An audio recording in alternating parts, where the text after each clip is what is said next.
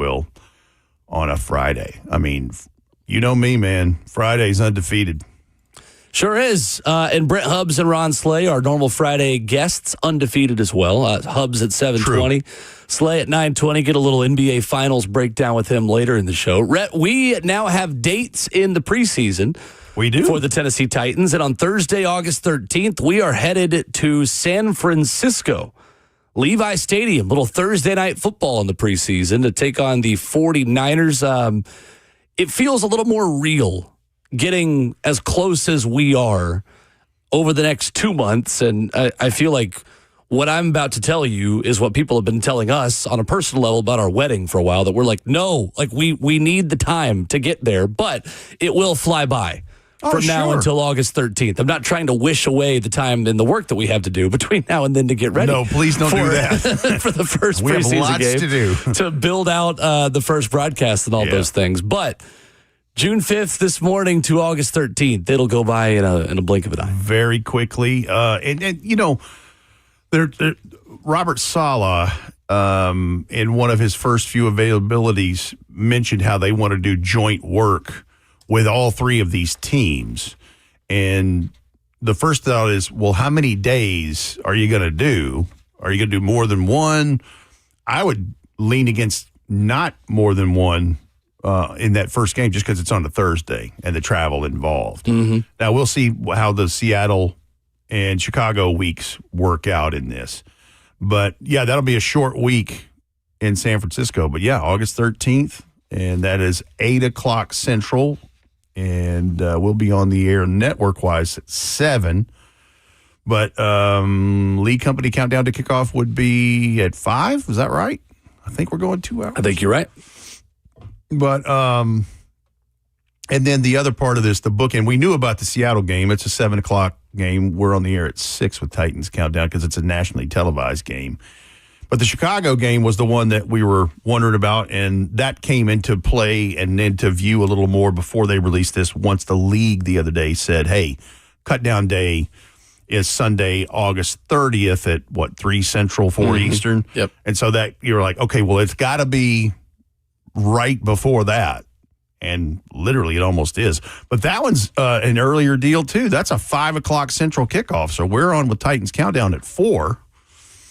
And then I guess lead company countdown to kickoff would be on at 2. I love it. So that'll make, selfishly, our jobs a lot easier on that Monday because the cut down will have already happened.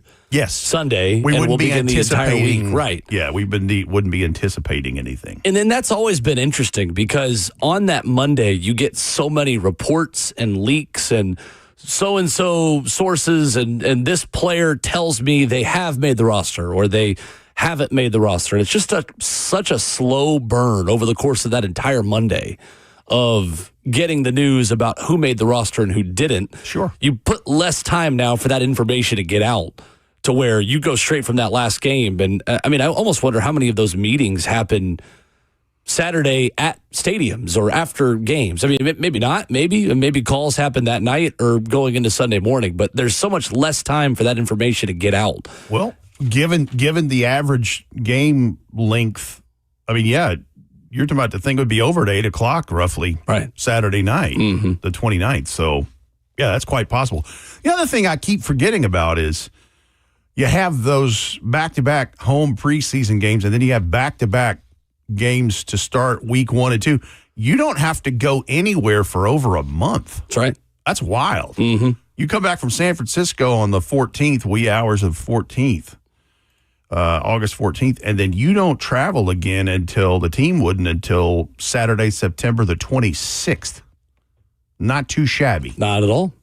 Not bad at all. Well, we had you on Wednesday, and we went through AFC West previews as we go through every division. And by the time we get to week 1 of the preseason, we will have talked about all 32 teams in the NFL.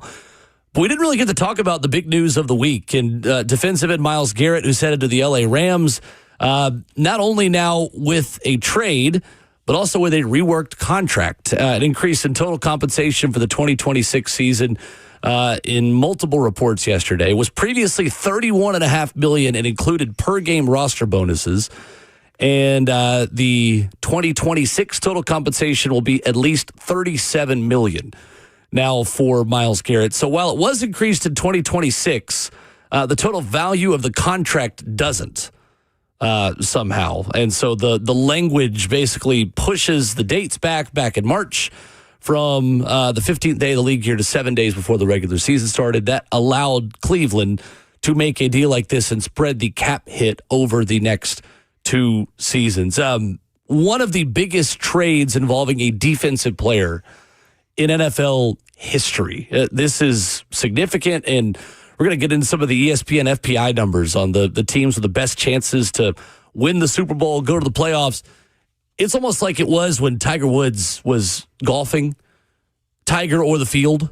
It feels a little bit like Rams or the field, the way the odds makers have things set up. And it was already in pretty good shape, but that was kind of a tipping point. And then if there's any fire to the smoke of things floating out there about maybe Aaron Donald comes back for one more run, like, Could you imagine? Oh my gosh. So then the onus would be on Matthew Stafford and his back, which has been an issue for quite a while, many years. Right. But if that can hold for 17 games plus, then, oh, wow. So did you see this? I saw it on X the other day before this rework deal for Myles Garrett. After state tax in California, which is ridiculous, federal income tax and all those, in the bracket he'd be in, I think his take-home pay is like $78 million. Oh, my gosh. And you just said, what, 205, I think is what it was? Right. It's ridiculous. But of course, now for all of us people, it's like, yeah, I'd love to have $78 million net. So. Yeah, right. It's a great problem to have, but my goodness. Uncle Sam. We're going to do something fun in the 8 o'clock hour about what if, the what ifs of sports, and in particular the Titans. Well, this is going to be one that we'll look down the road and say, what happened in the shakeout of this major trade? Because, listen, I'll go to the Cleveland Browns part of this first. They didn't get the King's ransom out of this, but they still got some good stuff, and Jared Verse on top of it, who is a native of that area. So, and I mean, Jared Verse is a really good player. He's not Myles Garrett, but he's a really good player. But does this set them up in the last year of, again, what I call the albatross around their neck and the Deshaun Watson contract that is going down in history as one of the worst? They're in the last year of that with some dead money in following years. But going into what is supposed to be, air quotes here, a really good quarterback draft class in 2027 to get their guy. They've been looking for it since they came back into the league in 1999 in their misery. So that's on that side of it. That is the beneficial parts of it for the Cleveland Browns. For the LA Rams, it's immediate. I mean, you're getting Myles Garrett in this thing. And you already have Byron Young. I mean, you've got some really good stuff up front and really in all three levels of that defense. And all the other things they built around Matthew Stafford on offense. Again, you feel like this is a tipping point where on paper it looks like it's theirs to lose. Right. It does. One of the reasons I say that, because I don't say much definitively, but when you look at where the AFC is right now, and we've gone through these divisions, we talked about the AFC West, and you really don't know, because here is Kansas City climbing out of a soft reset and the health of Patrick Mahomes, which I don't anticipate that'll be any problem. Sure. But it's the cast around him and the defense they've had to bolster and do some things with. Justin Herbert hasn't gotten over the hump in that division. Vegas is climbing out like the Titans are climbing out. So there's that part of it. And then they've had a coaching change in Buffalo because they can't get over the hump with Josh Allen and company. Mm-hmm. And that AFC East division has a team that appeared in the Super Bowl in the New England Patriots. What do they do to protect Drake May, who's going into year 3 now? So, I mean, it's not like, and when you pepper in the Lamar Jacksons, who, again, there's another one hadn't gotten over the hump and had some injury concerns last year, but that arms race that we talk about in the AFC is a little bit in question. It is. And so, when you have a vet like Matthew Stafford and all this around him, and now it's Myles Garrett, that looks like, and listen, I'm not saying they're going undefeated, but that looks like a pretty doggone good football team to start with. Is this NFC West the best division we've seen in the last 10 years of NFL football? Because I can't think of a time where a division was more loaded than that one is right now. Well, let's think about it. Seattle's the reigning world champ, right? Of course. And then San Fran is perennially in it. And if they didn't have the injury things they've had at quarterback and some other places, who knows? Right. They've been in the big game 2-3 times for sure in the last handful of years. And then the Rams have won a world championship, which was their whole idea of shipping Jared Goff to the Detroit Lions and getting Matthew Stafford. That paid a dividend pretty quickly. And then who's the other team in the division? It's early. Arizona Cardinals, who thank you also are participating. They're in a holdout with Jacoby Brissett right now. Yeah, and that's, they move on from Kyler Murray, and that's a weird thing, and I don't know how that works out. They're in good position to be the team selecting number 1 overall in Minnesota in 2027 because they got to play all these teams twice. And I'm not breaking any news there, So you're behind the 8 ball already. Exactly. I mean, so we're going to look more at the ESPN FPI and the projection stuff later, but the 3 NFC teams with the best odds to win the Super Bowl are the Rams, 49ers, and Seahawks. Not in that order. It's Rams first, Seahawks second, and 49ers third. It's the 3 teams with the best odds to win the Super Bowl out of one conference, all in the same division. Wow. Cam Ward has got to be very happy he didn't have to see all of them this year, like he did in his rookie season, playing one of the hardest schedules that a rookie quarterback picked number 1 overall has had to play in quite some time. So we are very happy not to see Myles Garrett either, with him headed off to the NFC West. Oh, that's the win-win in all of this. Is 2 opponents got worse from the 2 big trades this week between A.J. Brown going to the Patriots. Don't have to see him anymore. And don't have to deal with those storylines anymore. We don't. I mean, look. And then Myles Garrett, obviously, as well. It happened. It's done. Did it hurt? Yes. I'm not dismissing or minimizing anybody's pain in that, but let's move forward. Meanwhile, he's got to do not only a preseason game, but joint practices against his old team, A.J. Brown does. The Eagles and Patriots have joint practices during preseason. They'll be throwing hands. They absolutely Get ready. will. They'll be throwing hands. Absolutely will. Live for the 104.5 The Zone Circus Sports Studio, Kentucky's largest sports book can now be found at Circus Sports at Kentucky Downs. What are the biggest questions for every team in the AFC South this offseason? Rhett Bryan, Will Bowling, Ramon and Will. We'll talk about that next.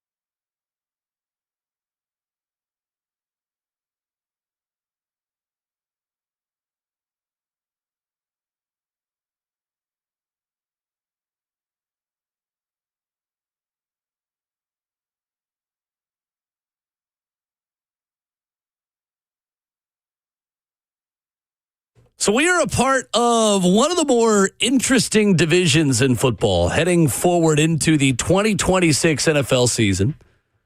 As Hour 1 begins here on Ramon and Will. In the AFC South, where are the biggest question marks for each team? Houston with the dominant defense remaking its offense.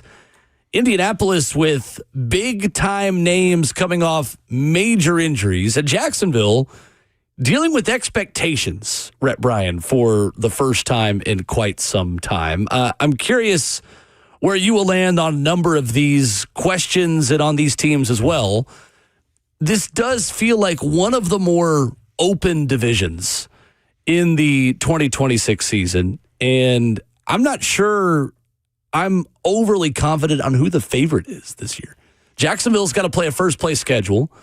Houston really caught fire late last season, and I like some of the changes they made at the line of scrimmage. And then Indy's just kind of sitting there off a terrible end of the season. But when they were healthy, Rhett, they were one of the best teams in the league. So it's funny you say that because notes that I was making about this in prep yesterday, the thing I wrote was the team showed both high-end upside and total collapse all in the same season.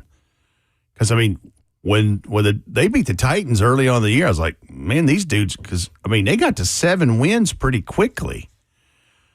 And then, man, the just wheels, and, of course, obviously, Daniel Jones injury and all that. But, yeah, that's, I think that's the big thing with them is who is the long-term answer for them at quarterback beyond 2026? Daniel Jones, by all indications, is ahead of schedule, fine, whatever.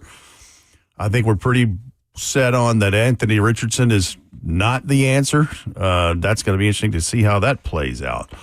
But that's the thing that's weird is the roster is competitive and tough enough to win the division, but the quarterback situation is usually one of those big tipping points in the whole thing. And they've lost some things on defense. They've added some things on defense. So we'll just see how that plays out. Well, one thing we could do, we could just go ask Riley Leonard at his football camp at BGA in 2 days. Oh, how about that? There's a Riley Leonard football camp at BGA with Riley Leonard, Ty Simpson, Jared Curtis, George McIntyre, Tennessee, and Christopher Vezina of Clemson over at BGA this upcoming Sunday. George McIntyre. That's right. We're going to be talking about him later. That's right. With Brent Hubbs coming up in pretty much exactly an hour. Yeah. Yeah. At Battleground Academy right down the road. But anyway, got sidetracked. One of the many quarterbacks that Indianapolis has in the mix right now. So where do you want to begin here on these questions for each AFC South? You go and I'll jump in. Let's start at the top with Jacksonville. And I don't like saying that, nor am I used to saying that. With the Jacksonville Jaguars. It feels to me, Rhett, like they are running it back.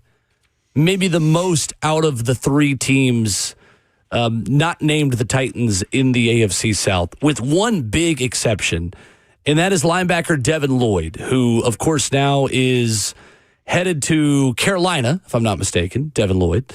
My question on Jacksonville, Rhett, is can they force turnovers at the same rate that they did last year? That is one statistic that, while isn't all luck-based, it is hard to predict because you can force fumbles and get the football on the ground.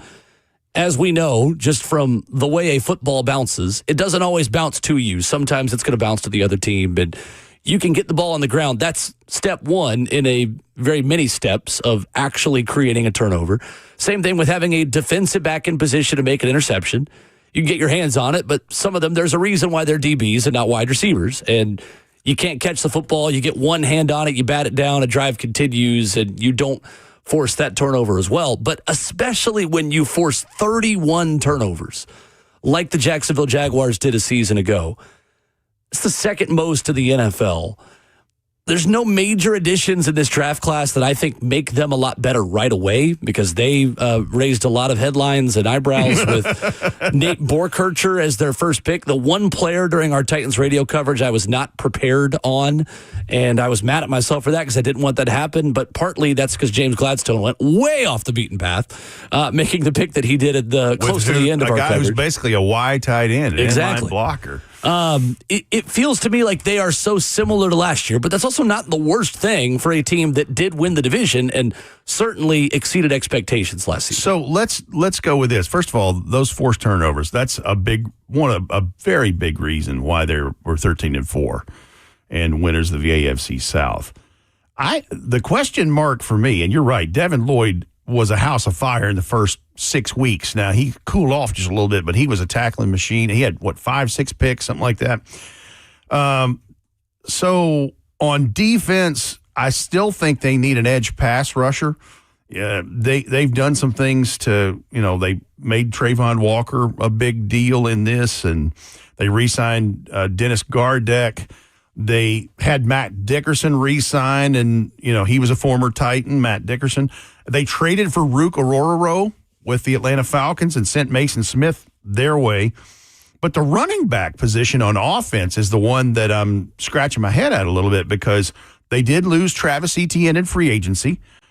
However, when you think about Liam Cohen, the head coach, and the tie and the line you can draw to Chris Rodriguez, the former Kentucky running back, he signed a 2-year, $10 million deal that includes 6'2" and guaranteed max value of $12 million. I just wonder if he and Bashal Tutin, I guess, will be the two-headed monster in this. But I also point to, for our purposes of planning and prepping, there's an undrafted they took from Virginia, Jamari Taylor, who is you need to keep an eye on. Okay. He's one of those. He's got skills. He does, definitely. And that's just one of those things you need to kind of look at. But, yeah, when you look at their draft class, Nate Borkircher, as you mentioned, was their first pick at round 2, pick 56. They did something to help bolster the defensive line with Albert Regis, the D lineman from A&M. They took Emmanuel Pregnon from Oregon, another interior offensive lineman. Here's another one that's interesting to me. Is Tanner Koziel, the giant tight end from Houston, because we've talked about how the league tipped a little more towards 12 and 13 personnel with 2 and 3 tight end sets, including Brian Daboll in New York did it, which is one of the reasons why, they brought in Daniel Bellinger and some of the other things they've done. But, I think their biggest question is maintaining the momentum that they had last year. Trevor Lawrence continuing to elevate his game because I think he played some of his best ball with Liam Cohen in the driver's seat with all of that stuff. No question, right. But Brian Thomas Jr. is a big question mark as somebody to help him in all of that. Definitely. But, they got pressure. Pressure to continue and consistency. Like, I'm not saying that they're at the top of the mountain, but they did win the division. How do you keep winning the division?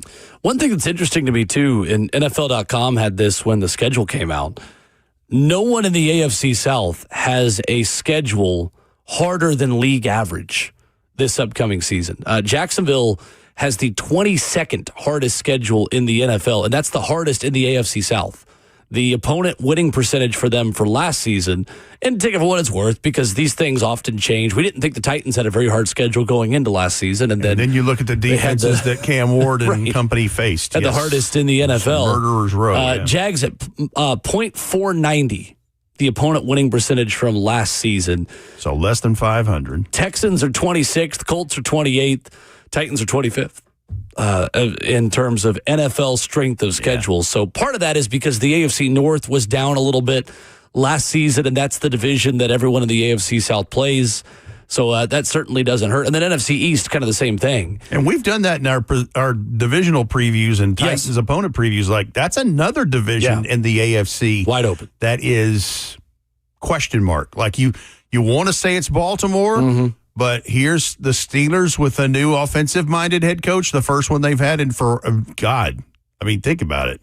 Like Bill Cowher wasn't that. Mike Tomlin wasn't that. For sure. So, I feel like that's up for grabs as well. Jacksonville, I think, is going to be similar to what it was last year. I think they take a little step back because 13-4 is hard to sustain for anybody if you don't have that special quarterback. I think that's just the question, though, too, the simplest part of it. Is Trevor Lawrence that special to be able to sustain the kind of year he had last season?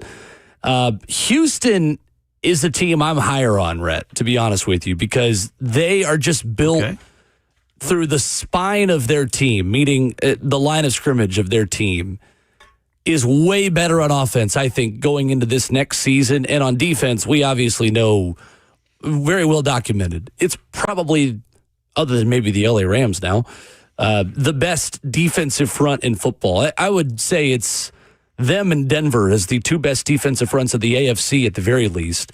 The question is, and we talked with DJ BNMA of ESPN about this week, and he brought up a point about this that I thought was interesting. I asked him, how does the revamped offensive line help better protect C.J. Stroud going forward into the season? He gave the interesting perspective that, well, it's not just the C.J. Stroud part of it. It's, can they run the ball a little bit more consistently? Can a revamped offensive line run block better for the Houston Texans? And doing a little bit more digging into the numbers, Houston ran the ball a lot last season. They had a lot of opportunities to salt away games because they were winning. But in terms of yards per attempt on the ground, the Houston Texans were 29th in the NFL a season ago at 3.9 yards per carry. That is why David Montgomery is the running back now with the Houston Texans. And Joe Mixon was banged up all year, and they tried with a previous, fourth round pick and Damian Pierce, who moved on, even before last year. So it ended up being Woody Marks and Nick Chubb, and a shell of Nick Chubb, to be Woody honest, Marks. last season. So I think that's the question for me, that you have the revamped offensive line for the Texans. Braden Smith, Wyatt Teller come in free agency. Rookies, Keelan Rutledge and Fabechi and Yewu. How quickly does that offensive line mesh together? Because DJ BNMA told us earlier this week, he said if that line is a B level, they are one of the best teams in the AFC. That's just a really big if to say that they're automatically going to be a B-level offensive line. Let me say this. It's a big if, just knowing nobody's done anything yet this year, just to say that you can wave a wand and this offensive line is better. Like, exactly. On paper, it's better, but we don't know what in the world, how that will shake out. And obviously, that's what they're putting their all of their eggs in that basket on. You mentioned some of those free, and then they took Keelan Rutledge with their first pick from Georgia Tech, who was a former MTSU Blue Raider before he transferred. Really liked that pick. But yeah, they traded away a lot of their offensive line. They've been shuffling and brought in some guys and then retained some of their own, including they re-signed Trent Brown on a 1-year deal. I think the biggest question, because I do not have a question at all about the Texans defense. That is what that is. And they made an investment in that with Danielle Hunter and Will Anderson getting big contracts. And they're good through all three levels of that defense. And I think the Texans special teams are in a good spot. They re-signed Kaimi Fairbairn, their longtime kicker. They bring in a new punter because Tommy Townsend is now here, but Kai Kroger is a new punter for them. So that needs to be looked at. They traded for him with the New Orleans Saints. But for me, just in a snapshot, the Houston Texans, can C.J. Stroud get back to some numbers like his rookie year and beyond? And that goes hand in hand with what we've been talking about with the offensive line and your point about running the ball effectively and doing it because David Montgomery, that could potentially be a really good addition for them, unfortunately, for the Tennessee Titans twice a year. And then we have the Colts, Rhett, who are just fascinating to me because they change a lot of the weapons for Daniel Jones. Alec Pierce did get paid and is sticking around. But with the trade of Michael Pittman and not drafting a receiver until they took Deion Burks in the 7th round, I still think there's an opening to add at wide receiver for whoever the quarterback is at the beginning of the season. And Daniel Jones signed a 2-year, $88 million deal that is got $60 million guaranteed, $50 million in year one. Yep. After originally receiving the transition tag from the Indianapolis Colts. Nick Westbrook-Akine, old friend, is there. Josh Downs is obviously still in the mix, and you have Alec Pierce. How does Alec Pierce respond to being a number one wide receiver? And how does Daniel Jones come off of the Achilles injury? Because that is, I feel like, the injury we see most often make a player look different. Like ACL injuries with today's medicine and surgery, you can cut back from that and pretty quickly, maybe not right away for some of the bigger guys, but pretty quickly be yourself. Kirk Cousins is the example of someone who, coming off of an Achilles injury, and I know he's a lot older than Daniel Jones is right now, has not looked like the same Well, guy. here's the thing. Danny Dimes over here, air quotes, like, he's got wheels. He does. And so that's going to affect that part of that immediately. Because he's made plays, extending plays with his legs. And the Alec Pierce of it all, I mean, listen, people talked about him being a, grocery list top of item for, the Titans in this. Like, we should get Alec Pierce. Well, yeah, that'd be great. But the cost of doing business with that is, you're right, Michael Pittman is gone. And I agree with you. I think maybe their biggest remaining needs right now is, what is the plan at backup quarterback and another wide receiver? And don't forget, and I think you mentioned that a moment ago, Nick Westbrook-Akine signed after getting some big money in Miami last year. And we know how reliable he can be. They re-signed Laquan Treadwell, who's bounced around the league quite a bit there. Re-signing Mo Alley Cox is also a big, Mo Alley and those tight ends, Mo Alley's done damage to the Titans in previous years. It's always a tight end with the Colts who does damage. What is it with that? Maybe the Jack Doyle curse. But I think it's interesting, as you pointed out, Deion Burks, the wide receiver from Oklahoma, was their last pick at nearly at the end of the draft, 254. I really like that pick. I thought he would have been picked a little earlier than that. Deion, if you go look at the film, like, he can make plays. He's got some explosion and short area quickness with him. The other part of it, they needed some stuff on defense, so they take C.J. Allen, the linebacker from Georgia. They take A.J. Halsey, the safety from LSU, and they did some stuff on defense. They, Arden Key is now there. They signed Michael Clemens. They signed Jerry Tillery, Derek Nottie, and they traded for Colby Wooden. Akeem Davis Gaither signs there. Cam Taylor-Britt signs there. Nasir Adderley signs. They did a lot of stuff on defense with this. Jalen Farmer, the guard/center from Kentucky, at round 4, pick 113. Actually, I think he's just a guard, but that's actually something good for them for that offensive line. And Seth McGowan, the running back from Kentucky in round 7. He's talented. Very talented, and had to work his way back into things with some off-field issues. But I agree with you. What is the deal with backup quarterback? Maybe it's Riley Leonard. Maybe it's Anthony Richardson. I don't know. But another wideout is what that is, because Jonathan Taylor is Jonathan Taylor. They're going to run the ball with him and do it effectively because he's a really good player. And contract decisions coming up on him and Quentin Nelson. Some last dance vibes a little bit in Indianapolis to see if they can keep the band together. Because if they don't meet expectations, you might be talking about new general manager at the very least, making a lot of those contract decisions for many of their big stars. And I'm not sure Shane Steichen's 100% healthy at that point either. So you know what? Or safe, it's funny you say that. I know we got to jump to break in a minute, but is it really weird to you, like it is to me, about Carly Ursay-Gordon roaming the sidelines and having a belt pack on and all that stuff and taking notes? I feel like that's going to be a bit weirder as that continues into this year, considering the pressure on everyone involved in Indianapolis. Like the first season for her gathering info and figuring out the lay of the land and understanding what's going on, that's kind of one thing. But then continuing to, while your GM's on the hot seat a little bit, would be a bit different. I just think that that's sir. If and listen, I'm not an over, never will be, don't have that kind of cash. But wouldn't you be better served by just observing from afar? Like, you have people to help you, keep you informed of things. You'd think so. And then you can vet, as you need further inquiry. Right. But I just find that strange to me. Yeah. And, for behavior on the sideline, because it's not like super crazy, but I mean, it gets, fired up at times. And I don't know, that just seems odd to me.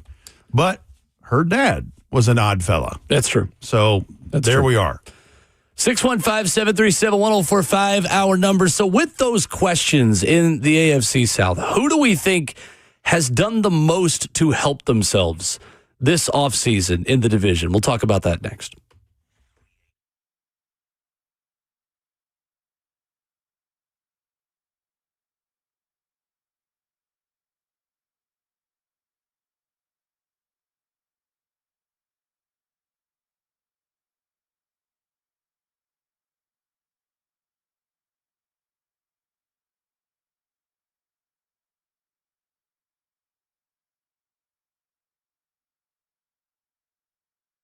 Hey, it's Will Bowling. Summer's heating up, and so are the career opportunities at Lee Company.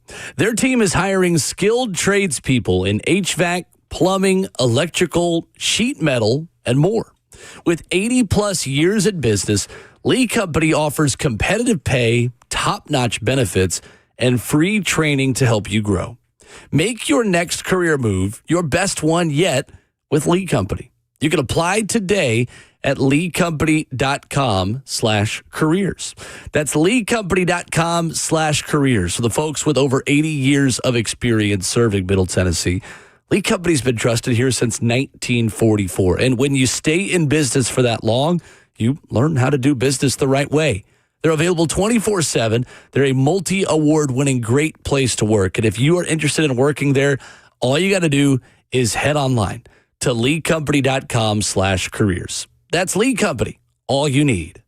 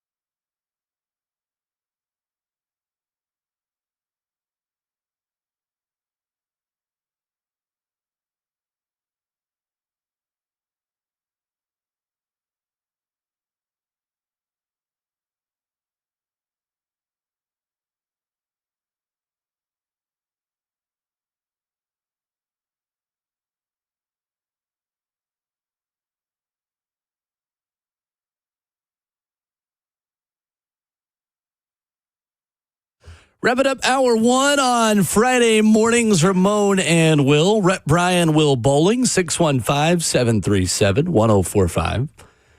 So going through the biggest question marks for every team in the AFC South. Jacksonville, how they respond without their quarterback of the defense.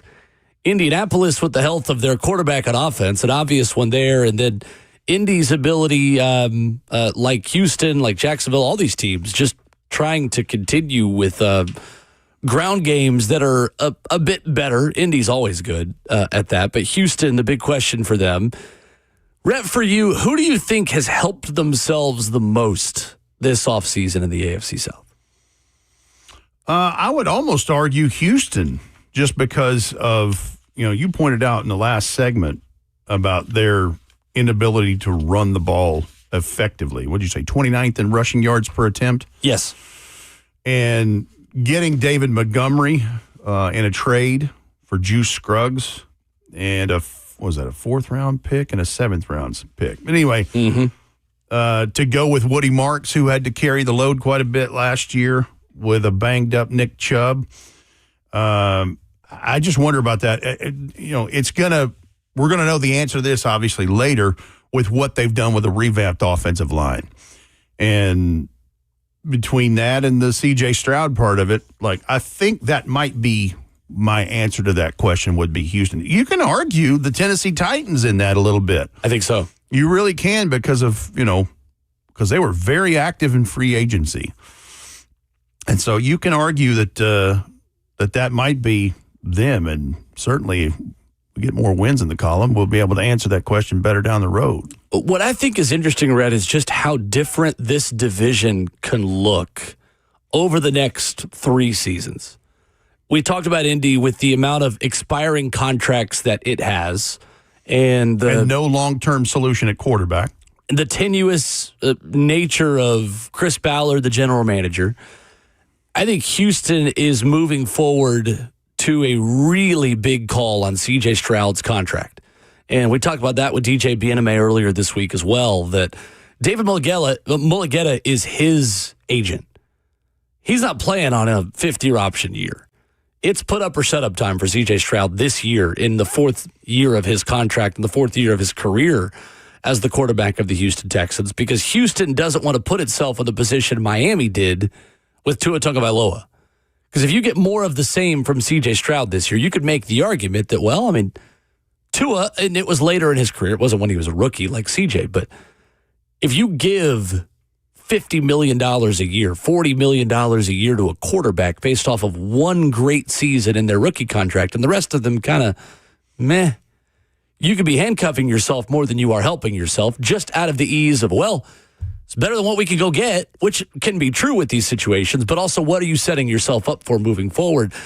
And then Jacksonville, I just think James Gladstone has made some really interesting draft selections. And does he continue trying to outsmart the room on who he drafts? Because it felt that way this year, and it's just one season. But again, does he know what he's doing to be able to really sustain some of the success? Very young general manager, right? As an outside the box hire, and first place schedules from that Les Snead tree, right, in Los Angeles, and now you're talking. There's the 2 teams that did not go to the NFL scouting combine and didn't. Okay, crazy. All right, whatever. But the point being, Rhett, every team in this division has paid its quarterback in the next 2-3 seasons once Houston does with C.J. Stroud, except the Titans. Yep. And typically, and it doesn't always work this way, obviously, and I'm not trying to be overly confident on the Titans side of this, but I just think it's the reality of it. When you pay your quarterback, typically windows start to close, and when you are still at the beginning of a rookie contract, they are starting to open. And you are hoping that the Titans are ascending as these other teams that have dominated the division over the past few years are starting to at least marginally decline. Houston less so to me because their defense is just you're talking about 30% of your cap. Right. Is what you're talking about with what the market bears. The hope is Houston handcuffs itself money-wise with a C.J. Stroud contract that is going to be a little bit inflated because he's right in that middle ground between do you pay him and do you don't. Yeah. No, it's quite the conundrum for Nick Caserio. And, you made moves, and that was a very splashy top of that draft because, they get Will Anderson and him and, trade there and all that stuff. And the Will Anderson part of it's worked out very well by the contract he got extended, big money. Mm-hmm. But, that's their biggest question mark outside of the offensive line and what they've done with that. For sure. What do they do there? No question. I think you're right with his agent. I don't know about a 5th-year option there. Of course, you don't have that because that's already passed. Right. You're supposed to have done that first part of May. They've picked it up. I more so am saying. Yeah. Are you going to play on it? Right. Be interesting.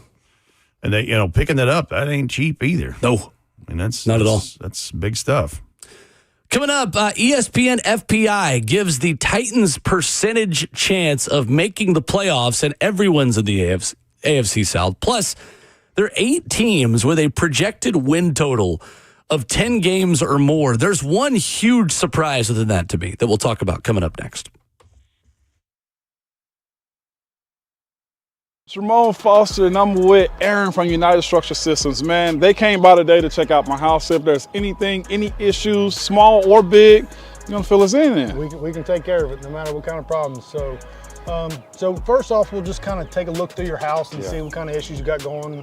Cracks in the brick, cracks in the drywall, weird spots in the floor, doors sticking, windows not opening properly. Once we identify those areas, we're going to do a thorough inspection around the outside, make sure there's no issues going on with that. And then once we look over it, we'll talk about what's going on, and hopefully we ain't got no issues, and then we'll go from there. Let's go.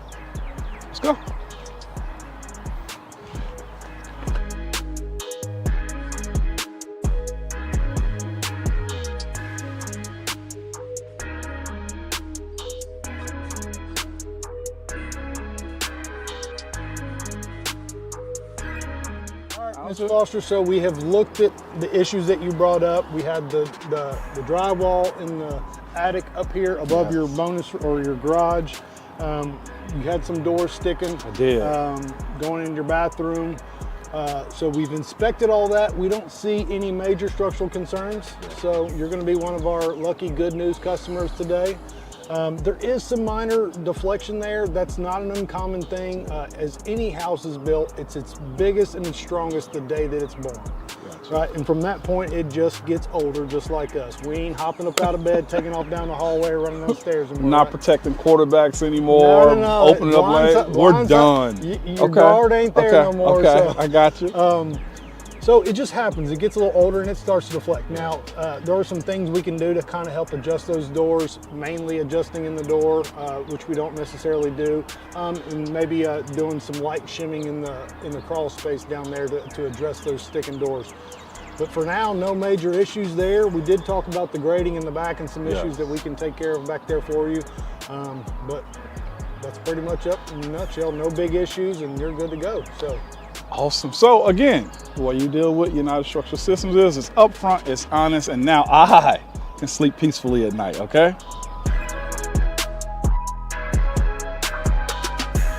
This is a different court, Blair. Same result, Slay. Oh, okay, Blair. See, that's Tyler Tanner. See, Tyler Tanner's in the house now. Let's see what you got. Jerry's out, Blair. Blair, come on. Okay, Blair, just come sit down. Come on, Blair. Blair, stop. You're going to get hurt. Blair, get off the court. That's enough. What's the verdict, Blair? The courtroom is where I play ball. Boy, Durham, injury law. And that ain't got no roof. The guaranteed offer is the simplest, least stressful way to sell your home. You go to our website, you fill out a quick form, we set an appointment, we bring you an all-cash offer. Literally, there's no lockbox on the front of your house, there's no showings, we pay all cash, we close in as little as 21 days, stress-free.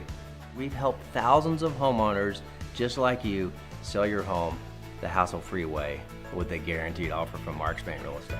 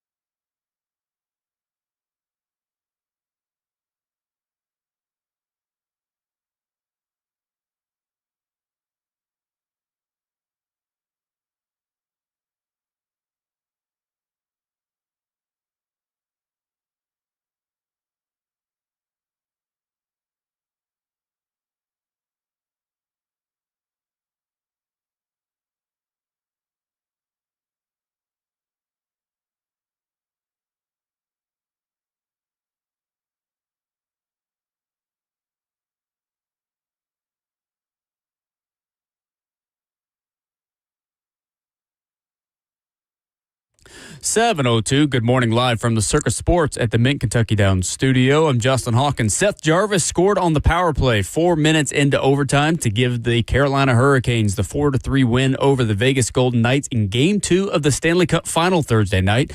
The series is now tied up at 1 game apiece. The Hurricanes scored 3 third-period unanswered goals to erase a 2-0 deficit. Game 3 set for Saturday night as the series now shifts to Las Vegas. Texas, they're back-to-back Women's College World Series national champions after they beat Texas Tech Thursday night in Game 2, 4-1.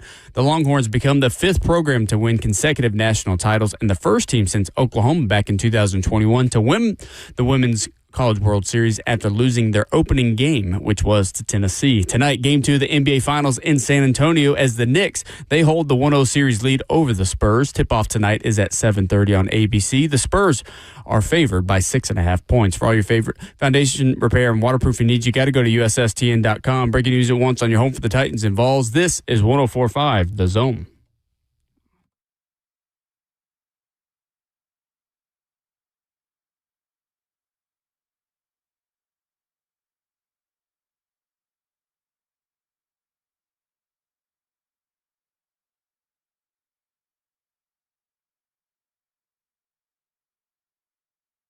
Seven a.m. on 104.5 The Zone. Welcome in to Ramon and Will. Still an R and a W this morning. But Rhett Bryan in for Ramon Foster, the executive producer of Titans Radio. Justin Hawkins, our producer. Myself, Will Bowling, on a gorgeous day in Middle Tennessee. You see the big headline last night, Rhett, in CMA Fest weekend. Florida-Georgia Line got back together last night. I saw At that. CMA Fest. They made a surprise appearance. That's why people flock to this festival every year. That's right. In Nashville, because you just never know who's going to show up. And that was not on the bingo card, as the kids say. Right? I know. There was some billboard in Nashville that said FGLLFG and had a website, I think, or something like that. And then they just showed up last night and performed. So LFG. CMA Fest Night 1, off to a big start. Let's go. Exactly. Oh, I knew what it meant. I'm just sitting here going, okay. Oh, that's what that means. Of course. Ella Langley played last night, too, Ella right? fella. I would love to see Ella Langley live. I consider myself something of an Ella fella. She's Careful. fantastic. You're getting married next week. Oh, that's true. I'm an Ella fella, That's though. true. That's exactly Here. right. My wife already accepts it. It's fine. We Oh, had yeah, of we had course. this conversation the other day. She said, "You're an Ella fella, aren't you?" I said, "Probably." Probably. Here's the thing. I think she's You know. she's a beautiful young lady, but she's super talented. 100%. Super. Yeah, really Just good. want to be And her just- so bad. It hurts so bad. It hurts so bad. Yes. So we do always play She drinks wine by the glass, not by the bottle. Okay, like sorry. golden era country music when we have Brent Hubbs on the show. Hubbs does sometimes listen to the segment before him. So hello, Brent, if you're already listening this morning. Good morning. I'm tempted to ask him off the top, if you were building your perfect CMA Fest stadium lineup of any country artist from any era, who are the 4 artists you would want to put in a lineup of country music? Probably be like people from the 90s. Yeah. Because that's I his think favorite George era, Strait I has feel a like. place in there somewhere, doesn't he? Garth Brooks would have to be in there because I'd of the say you're- entertainer that Garth I'd say is. you're probably right on that one. I would love to see Carrie Underwood live again. I think I saw her in high school one year at CMA Fest. Okay. And then the other one for me, and I know he's not there, but I love Morgan Wallen. I love his music so much. He's so good. Well, he certainly has a place in all of this right now. 100%. Good Lord. No doubt. Luke Combs. Yeah, Luke Combs is a good entertainer, too. Like I heard we- that show at Neyland was amazing. Yeah, I'm a big Luke Combs fan. We talked about new Nissan Stadium, and I'm sure there's artists clamoring over, I'm going to be the first to play and all this stuff. But just in thinking about when Morgan Wallen plays there, because he will, right? Mm-hmm. Who joins him on the walkout? That's a Cardinal good question. I mean, it's same Who? from a Cam, right? Cam, Cardell. Cam and Cardinal Tate would be a heck of a Hopefully. heck of a 1-2. Yeah. Hopefully that's. Or if it's the only show, because I don't think he's going back to Neyland anytime soon.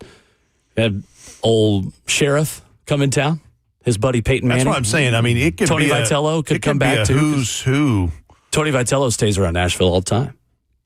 Yeah. Yeah, when he did his walkout a couple years ago, when he did Nissan, he did DeAndre Hopkins. That's right. Yeah. That's right. I can't remember who else there was, but he was the big guy. Nice. Yeah. Love it. That I tell you what is going to be really different at CMA Fest 2027. An indoor CMA Fest at new Nissan Stadium that's not 100 degrees, or also think about all of the weather delays they've had at CMA Fest over the years, and all of the please seek shelter with lightning in the area gone. I think, right? Like, I mean, if you're indoors, you don't have to have a lightning problem. Yeah, you're protected. Right. No, right. You're rolling. It's sunny and 70 in there. Unless there's tornado stuff, but that's a whole different kind of delay. But yeah, no, that's good. I hadn't thought about that, honestly, but CMA Fest at new Nissan Stadium is going to be totally different. It's going to be because you could probably even fit more people in there and have because you won't have to have a massive screen, I imagine, on stage if you wanted to use the Jumbotrons more the ring of corner, the ring of fire, right? Yeah, because I think there's 70,000 square feet of LED in that building. It's interesting. That's awesome. And that whole event has come a long, long way. Because sure has. Listen, old head over here. I remember when it was at the fairgrounds where the castle is right now, where the boys play at Geoda's Park. Yeah.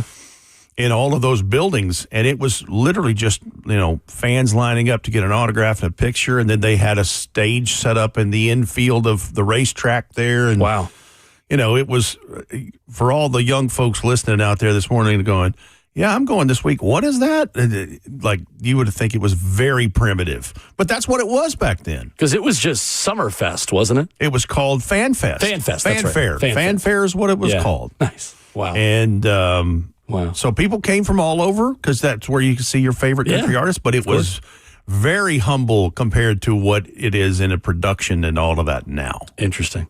Yeah, it's changed a lot. There's no doubt about it. And country music's obviously changed a lot in that time as well. ESPN FBI, Rhett Bryan, has percent chances for every team to make the playoffs, win the Super Bowl, win the division.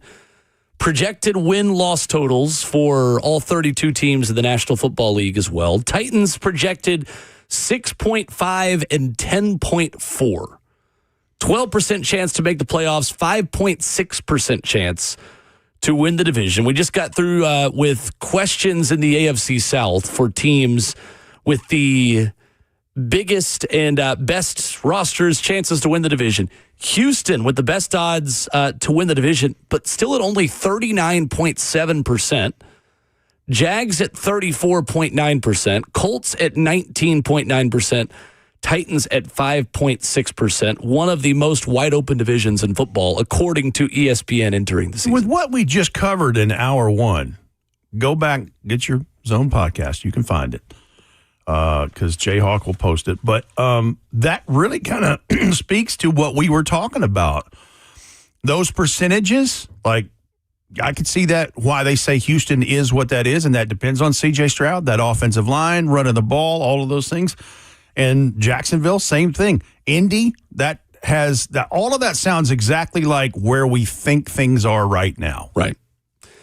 What I think is really interesting too, Red, is 8 teams have a better than 10-game projected win total, according to ESPN's Football Power Index. Of course, the LA Rams are number one within that. This is reflective of the recent trade of Myles Garrett. Yes, also. It is. It'd probably be pretty high regardless. 15% chance to win the Super Bowl for the LA Rams. That is unbelievably high. 82% chance to make the playoffs. I have envy. Like I would, I have a pen. I would co-sign right now for a 15% chance. Come on, man. What are we talking about? I know. Ravens with the second highest. Bills with the highest chance to make the playoffs, considering their strength of schedule and the teams they've got to play. 85% chance to make the postseason. Unless the wheels fall off, they're going to make the playoffs. Right.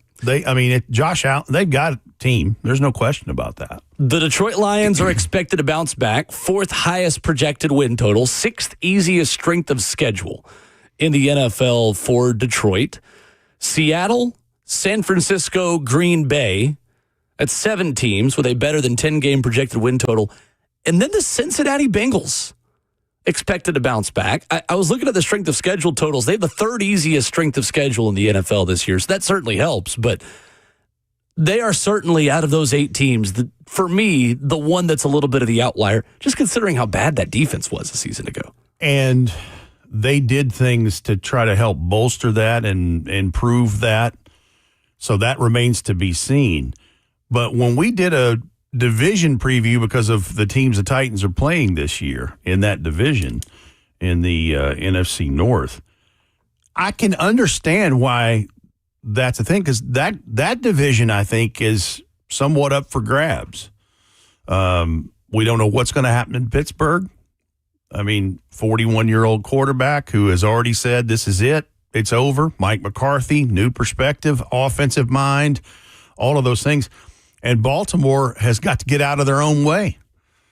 Like, they got all the tools to be right in the middle of all of it. But I can understand why you're surprised. That one doesn't surprise me quite as much, but if you were looking, if you just told the average person, hey, here's how many of these have a chance. And I'm like, but there's one you're going to not really jump in with both feet. Right. And, yeah, out of those others, you're like, yep, I can see that. Yep, sure. I can see that. Yes, I can see them going.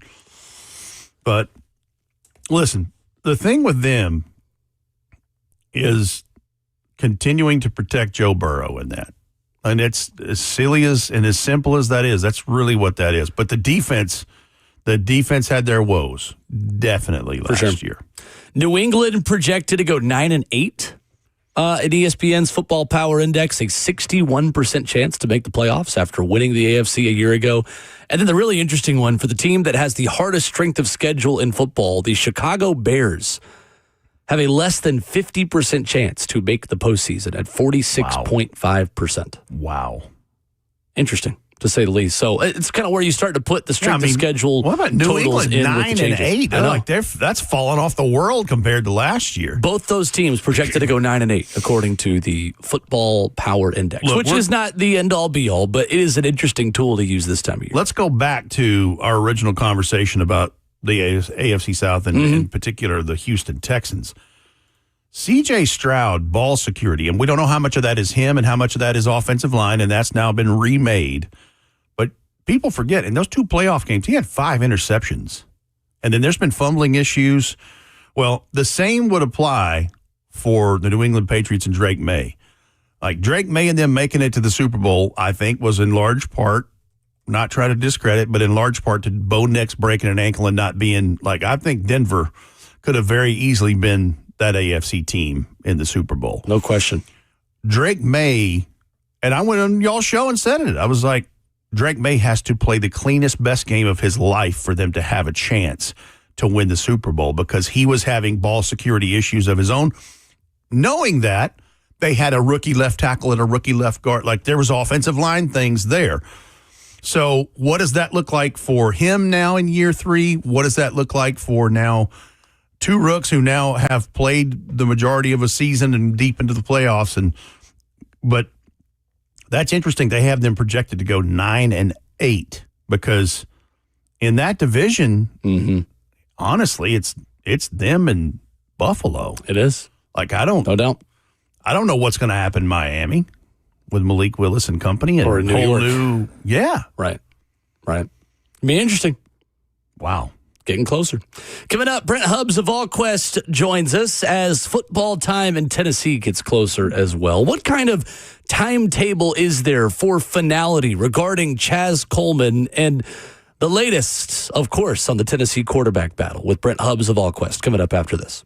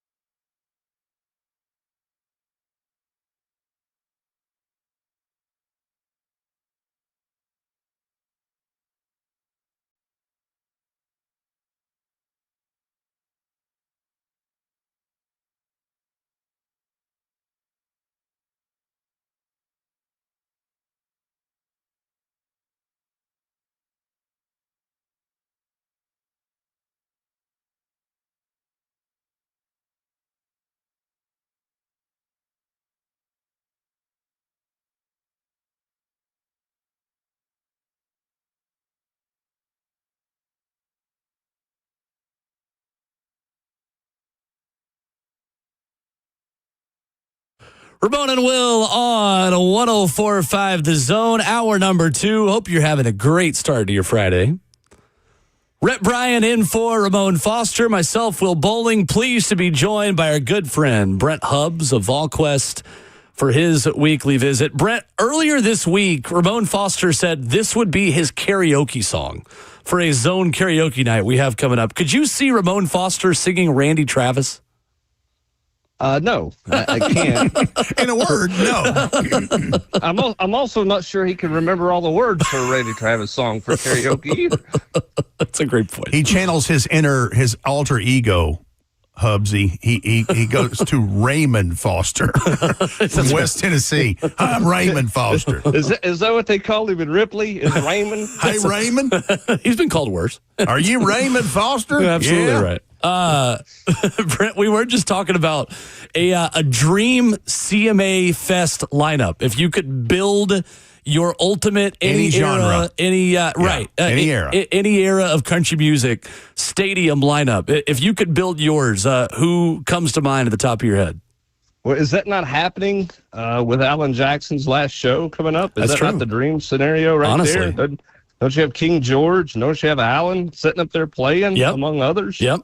I mean, I would put that concert up with anybody's, regardless of CMA Fest or any of those things. But that would be at the top of the list. Would be an Alan Jackson show, and I've seen George Strait concert. He's fantastic. So I would probably start there.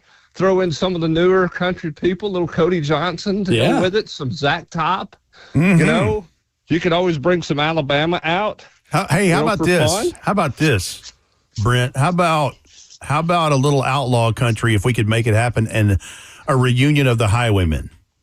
Oh, see now, okay. So you're talking Waylon Willie, Chris Christopherson, and Johnny Cash. I'm all good. I'm on. What time? What time's the show? Well, that crew might not start early. Take my money. It might be midnight before they hit the stage. You know. Yes. But, that would be fun. We throw a little George Jones in with them. Of course, gotta have the possum. I like it. Absolutely, it's a good lineup. A lot of folks. Somewhere Ramon Foster's going to have no idea what people are talking about. Ramon is saying, "Who in the world?" And then a lot of heads are still nodding around Middle Tennessee right now.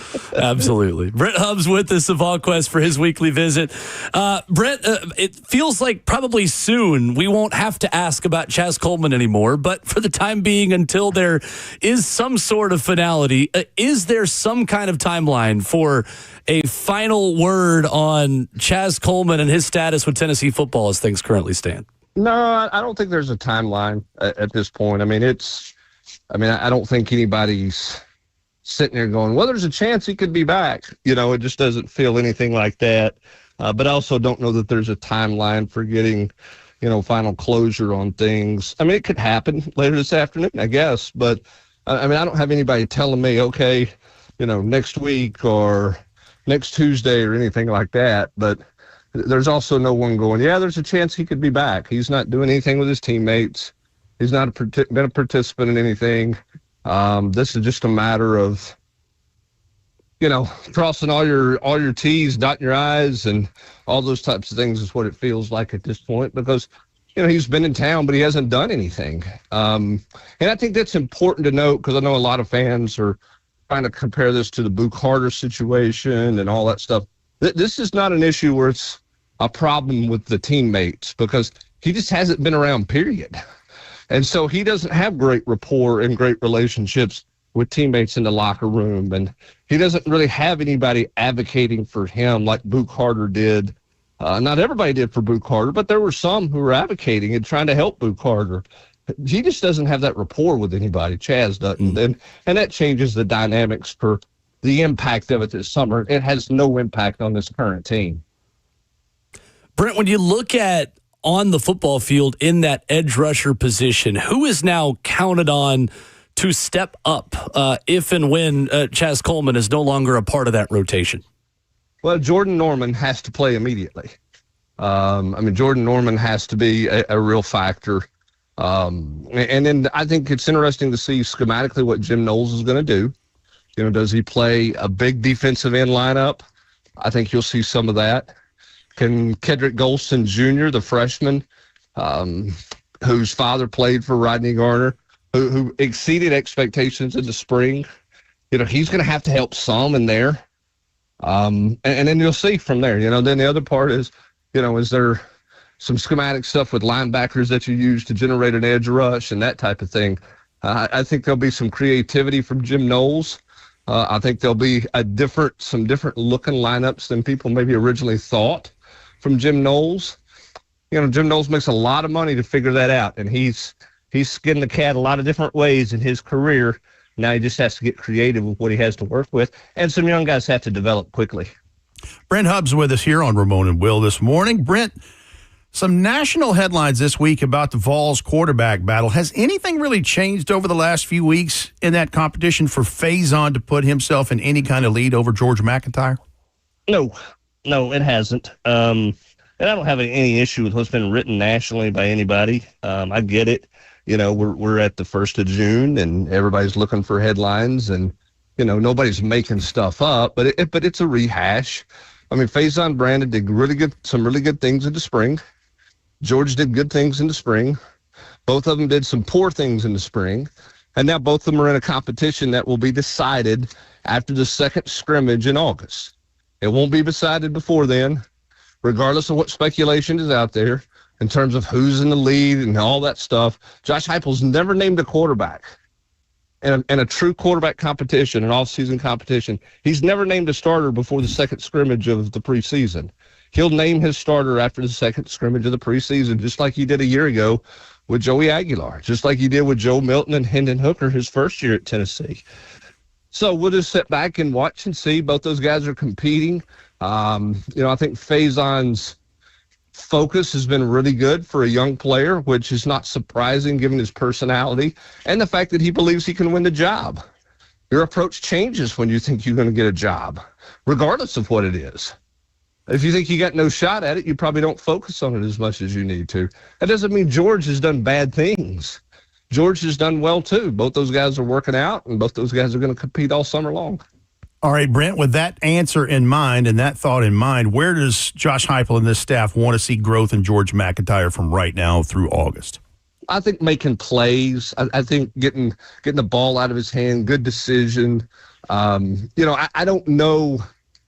I don't know that George can go win it this summer. I think for George, it's more about what he does in 11-on-11 situations and scrimmage situations. Remember, he doesn't have a lot of snaps under his belt. He knows the offense well. It's going out and executing it in those situations. So I think for George, the biggest key is the scrimmages. I think for Faison, the biggest thing right now is continuing to grasp the offense and trying to mentally catch up to a guy who's been in the system for a year. So I think Faison probably has a chance maybe to help himself more this summer because he's had further to go from the mental side of things. And then I think it's about who makes the most plays when you get into scrimmage settings to give you the best chance to win.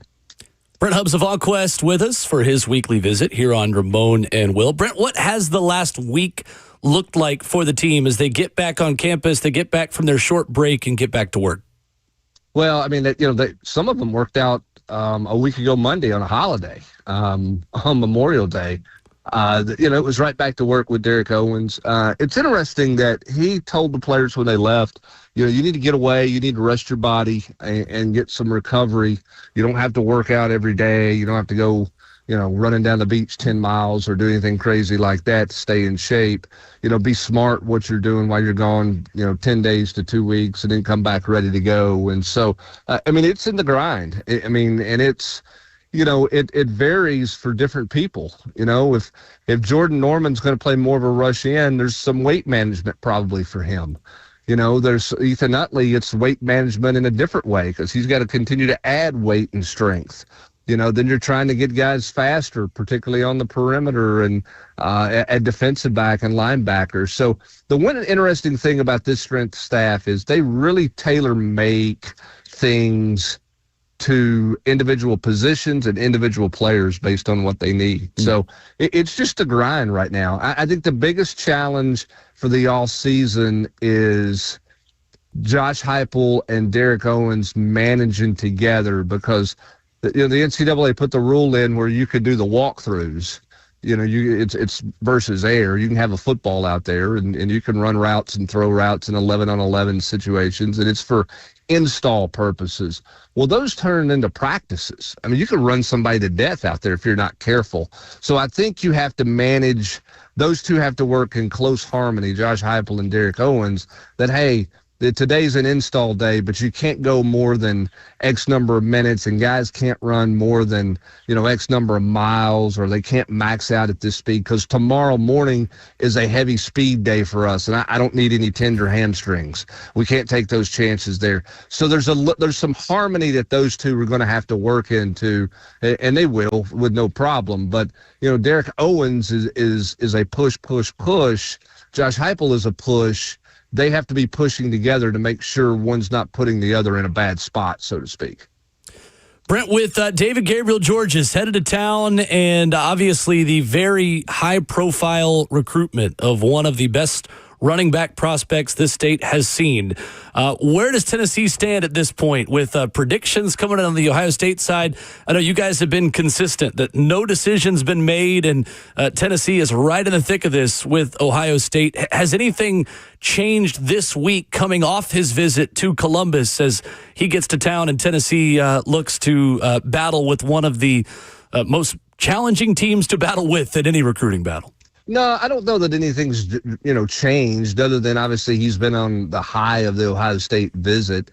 And now you get him on your campus and you get family members here with him. And now you put your best foot forward with him and try to change that, trying to get him off the high, so to speak, of being in Columbus. I mean, Ohio State, they do a great job with their visits. They do a great job recruiting.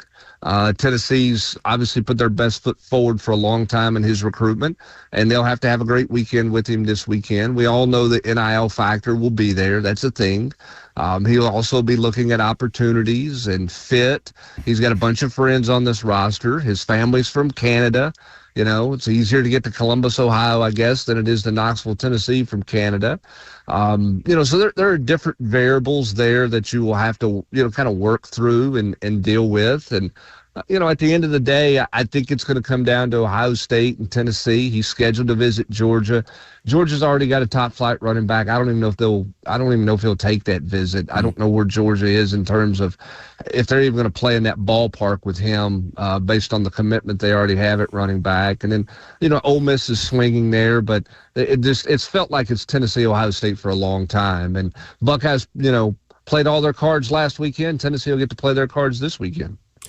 Brent, I'm obviously not going to overreact to recruiting rankings in June. Really, you can't even now in November with how much things can change, obviously, in the transfer portal and all these things. But where Tennessee is right now and 33rd in the Rivals rankings right now and this recruiting class, just how important is this month and this stretch of the summer to play catch up a little bit with a lot of really big names on the board and some really big boy recruitments, as you guys say at VolQuest, that Tennessee's in the thick of right now? Well, I think there's 7 top 100 players set to visit Tennessee the next couple of weeks.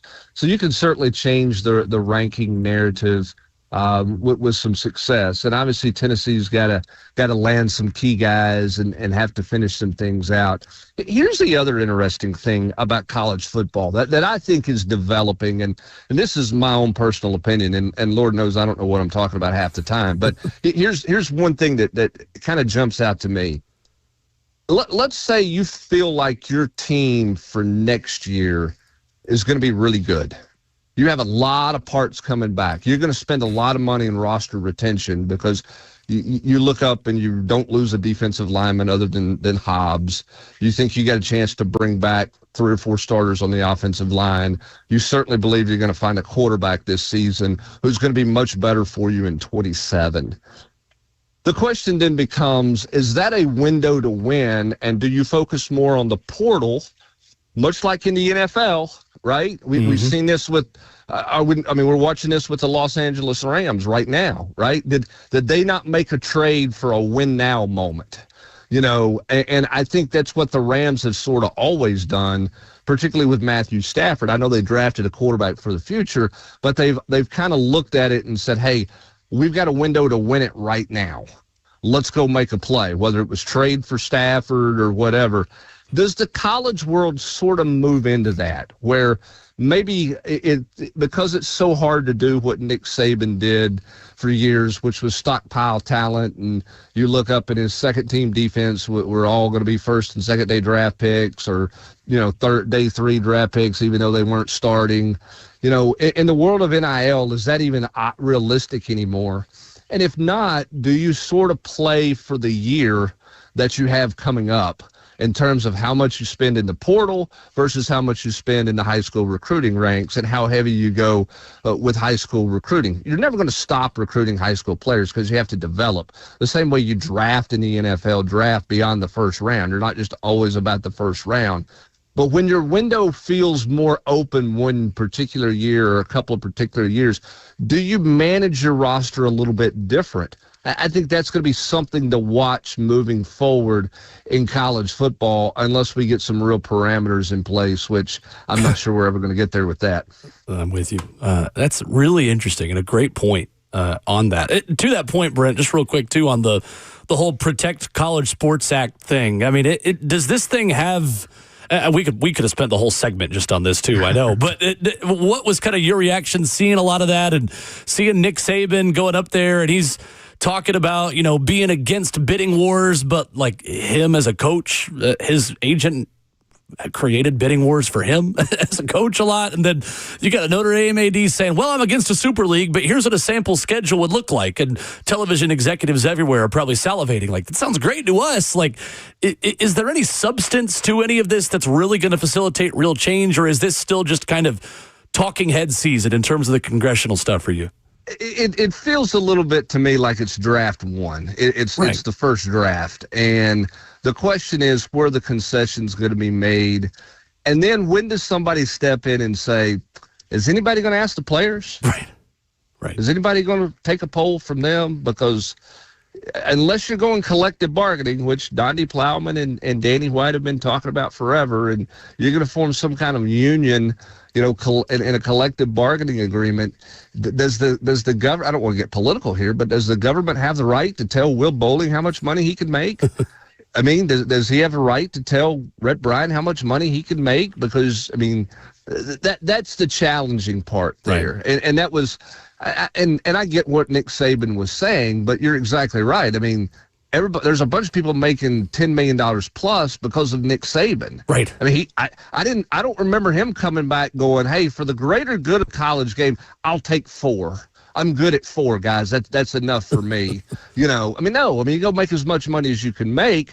The problem with, and where Nick Saban's right, is it's escalated so fast and it's so out of control that the question is, can you put parameters in financially on it and keep it from busting, or does it have to bust? I mean, I think the bigger thing to manage college football better is there any way you can get changes to the number of times you can transfer? And that's a hard one to win in court, because I can go to as many schools as I want to. Why can't a student athlete? Now, I think the biggest issue going on that's created the NIL cost is a guy can move every year. And It's the only sport in the country that a guy can move every year. And so if you could ever slow down the transfer rate, it would help manage the money, because somebody's not leveraging you every year. I mean, we have guys leveraging you from December to January the 20th. You get a new deal on December 10th, and January 18th, they call you and say, hey, classes start Tuesday, but this other school, I know I've been in the portal, or wait a minute, the deadline for the portal's tomorrow. This school just called me. I know I signed a new deal 3 weeks ago, but I'm thinking about going in the portal. That's where you have to try to get control. Yeah. I just don't know legally how you do that. I'm not smart enough to know that. I'm right there with you. Great question. I don't think anybody is at this point, considering all the conflicts of interest we have of the people up there on Washington talking about it too. Brent Hubbs of VolQuest with us here for his weekly visit. Always excellent stuff in the War Room at VolQuest.com. Always a great time to become a VolQuest subscriber. Brent, we'll do it again next week. Thank you, sir.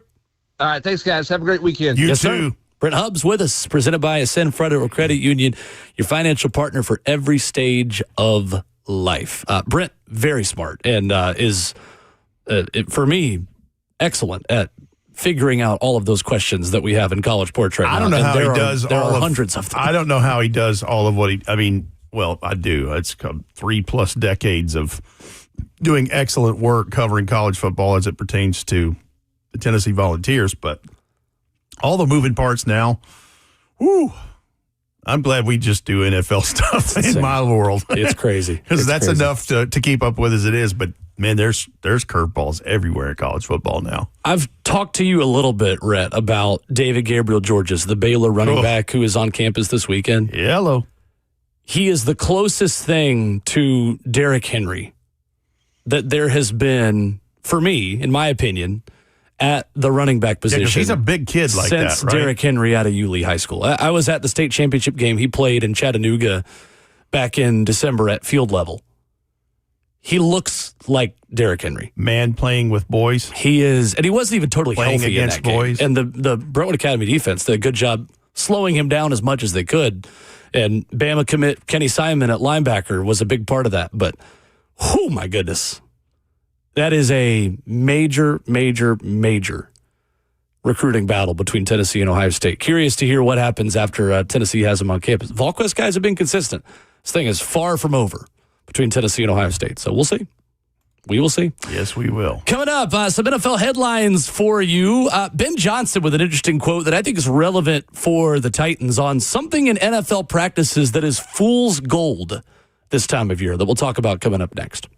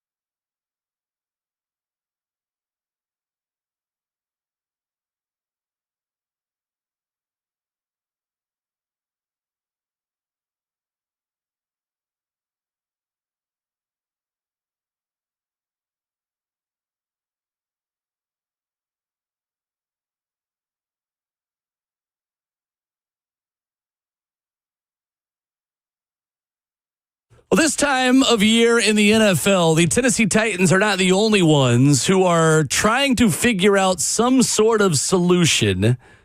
A little bitty dog new and a little offensive bitty.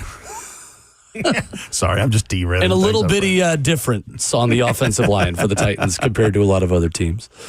Ben Johnson this week, Rhett Bryan. Yes. Saying evaluating offensive line this time of year is fool's gold. Was asked about how his linemen are playing in non-contact spring practices. And, of course, Robert Saleh and Brian Dable have been asked similar questions about this. He said, there's no way to evaluate it. Says, we'll know everything when the pads come on. Right now, to evaluate offensive line and defensive line play is fool's gold. You always fall in love with some guys in the springtime, and that always changes. He did say when he's in the meeting room, he's impressed with how well his players are picking up what the coaches are teaching. But, Rhett, that's essentially the same sort of thing the Titans are trying to do right now. Who is absorbing things on film, taking that to the individual periods, to the workouts? Who's reshaping themselves this time of year? There's not a ton we can learn for the time being for a new look Titans offensive line. Ben Johnson saying the same thing in Chicago. Well, let's back it up a second, too, because I feel like that's applicable for anybody, regardless of position. Like, you don't know anything till you get the pads on. Yeah, you got some ideas about stuff. But in the trench play, offense, defense, yeah. Like, let's not jump to conclusions. It does feel a little bit, and I think it was Robert Saleh who said this before the first open OTA practice to the media. It feels a little bit like you're watching 7-on-7 this time of year. And high school teams are doing that. Obviously, college teams, and we just talked with Brent about the kind of walkthroughs that they can do. But you're playing 7-on-7 with big guys standing in front of you at times in a lot of those 11-on-11 periods this time of year. That's right. And until they get the pads on, absolutely. But you said something a minute ago, and that reminded me about there's a really good cut from Cedric Gray's availability last week, talking about fast and violent. That's been the mantra. Yeah. And how they approach everything with fast and violent. Not just what they do on the field, on practice, but how you approach your wellness, your regimen and workout, whatever. Like your meat, like it's applicable to everything. It's the old adage, how you do something is how you do everything. Correct. Remember, coach is telling you that in high school. Like, you forget to do your homework? You skip something in school, or are you going to skip out here? And look, I'm sorry. Just like what Ben Johnson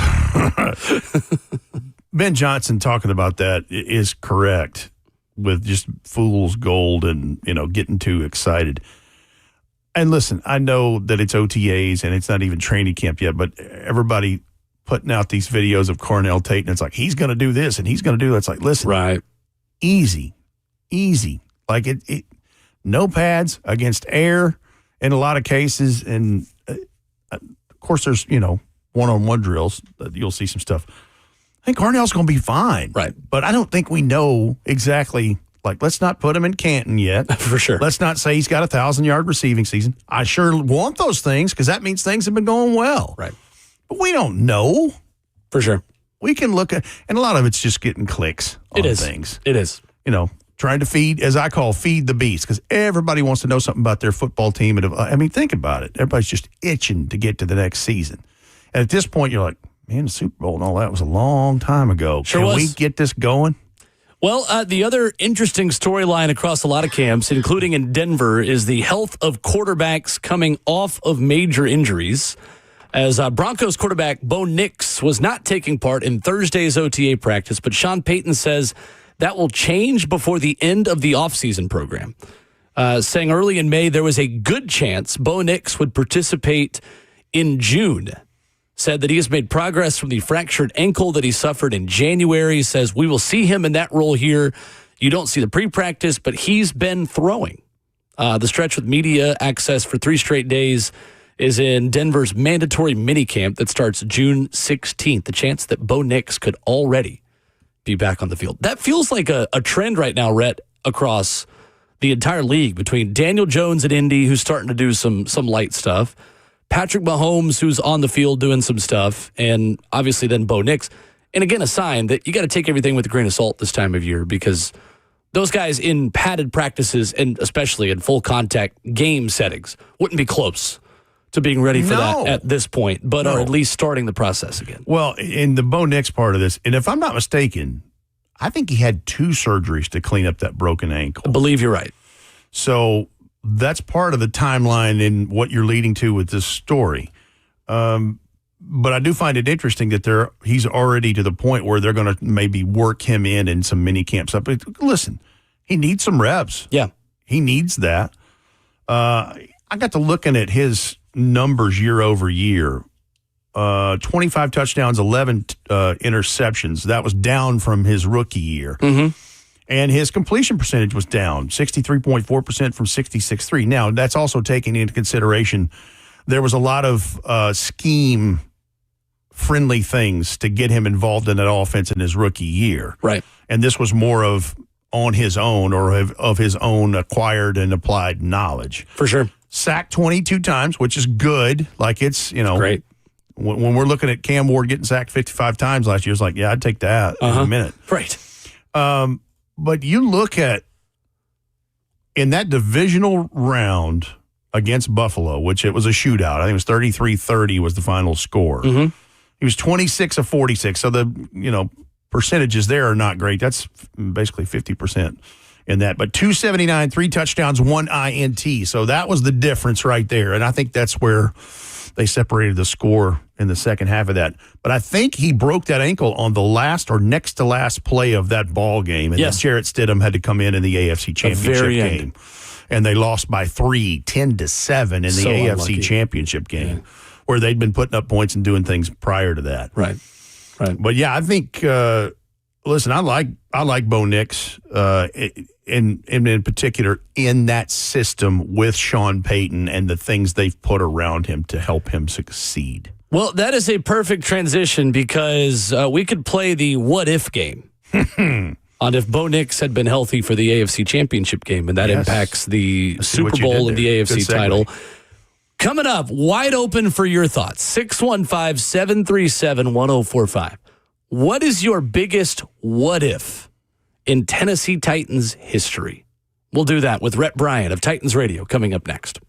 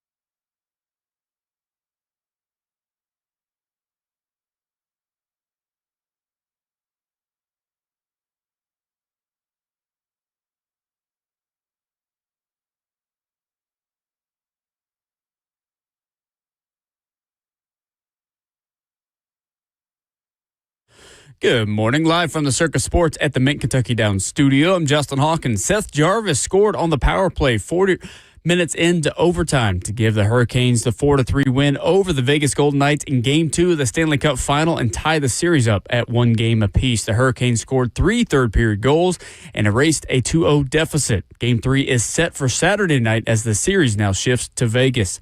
Texas, their back-to-back Women's College World Series national champions after beating Texas Tech Thursday night in Game 2, 4-1. The Longhorns become the 5th program to win consecutive national titles and the first team since Oklahoma did it in 2021 to win the Women's College World Series after losing their opening game, which was to Tennessee. Tonight, Game 2 of the NBA Finals in San Antonio as the Knicks hold the 1-0 series lead over the Spurs. Tip-off tonight is at 7:30 on ABC.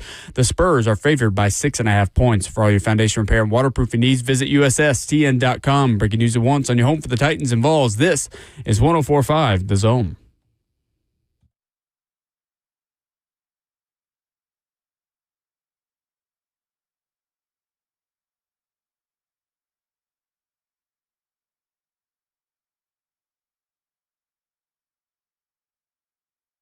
Away we go into the second half of your Friday morning, and we are ready for your reaction on a big topic on what-ifs. It's the perfect time of year to take a look at some Titans history, and what better person to do that with than the executive producer of Titans Radio, Rhett Bryan, who is in for Ramon Foster this morning. The old broadcast term would go, he's on assignment this morning. He'll be back with us next week. I've never understood that. Why is he on assignment? He's just out today. It's just a way of saying that he's on a very important assignment. It's just always like, sounds like we're CIA agents. Like, oh, he's on assignment right now. That's really a news thing, yeah, as much as anything, too. Anyway, I always thought that was funny. Ramon will be back with us Monday. Yes, he will. We will not all, the three of us, between Justin, myself, and Ramon, all be here for a full week. For a while, because I'm a week out from the wedding, of course, and then we're off to a tropical location, and then Ramon will take some time when I get back, and then obviously you've got a very big month as well, Justin, and y'all are having a baby. Yeah, we are very excited, but it's very possible that we have that week when you get back. He is tracking it a little bit late right now. Okay. So it could be. A lot of first babies are. Yeah. He's just growing a little bit slow, which is not a bad thing. He's just growing like a week late tracking. Sure. So she may be like to full term whenever he's born. She may be like 41 weeks pregnant. Okay. How's bragging camp going? Is that bragging? You go ask the pregnant one. No. She is not. Let me say this. I co-sign on the brag. Yeah, right. That's something I'd subscribe to. Y'all have big life events. Yeah. In the next few weeks. We are excited. I'm good. June 2026 is a big one. Hey. For sure. So, unless it's July. Yeah, that's right. Our question to you, the audience, wide open for your reaction on this. What is your what-if in Titans history? We'll even do some in NFL history through this as well.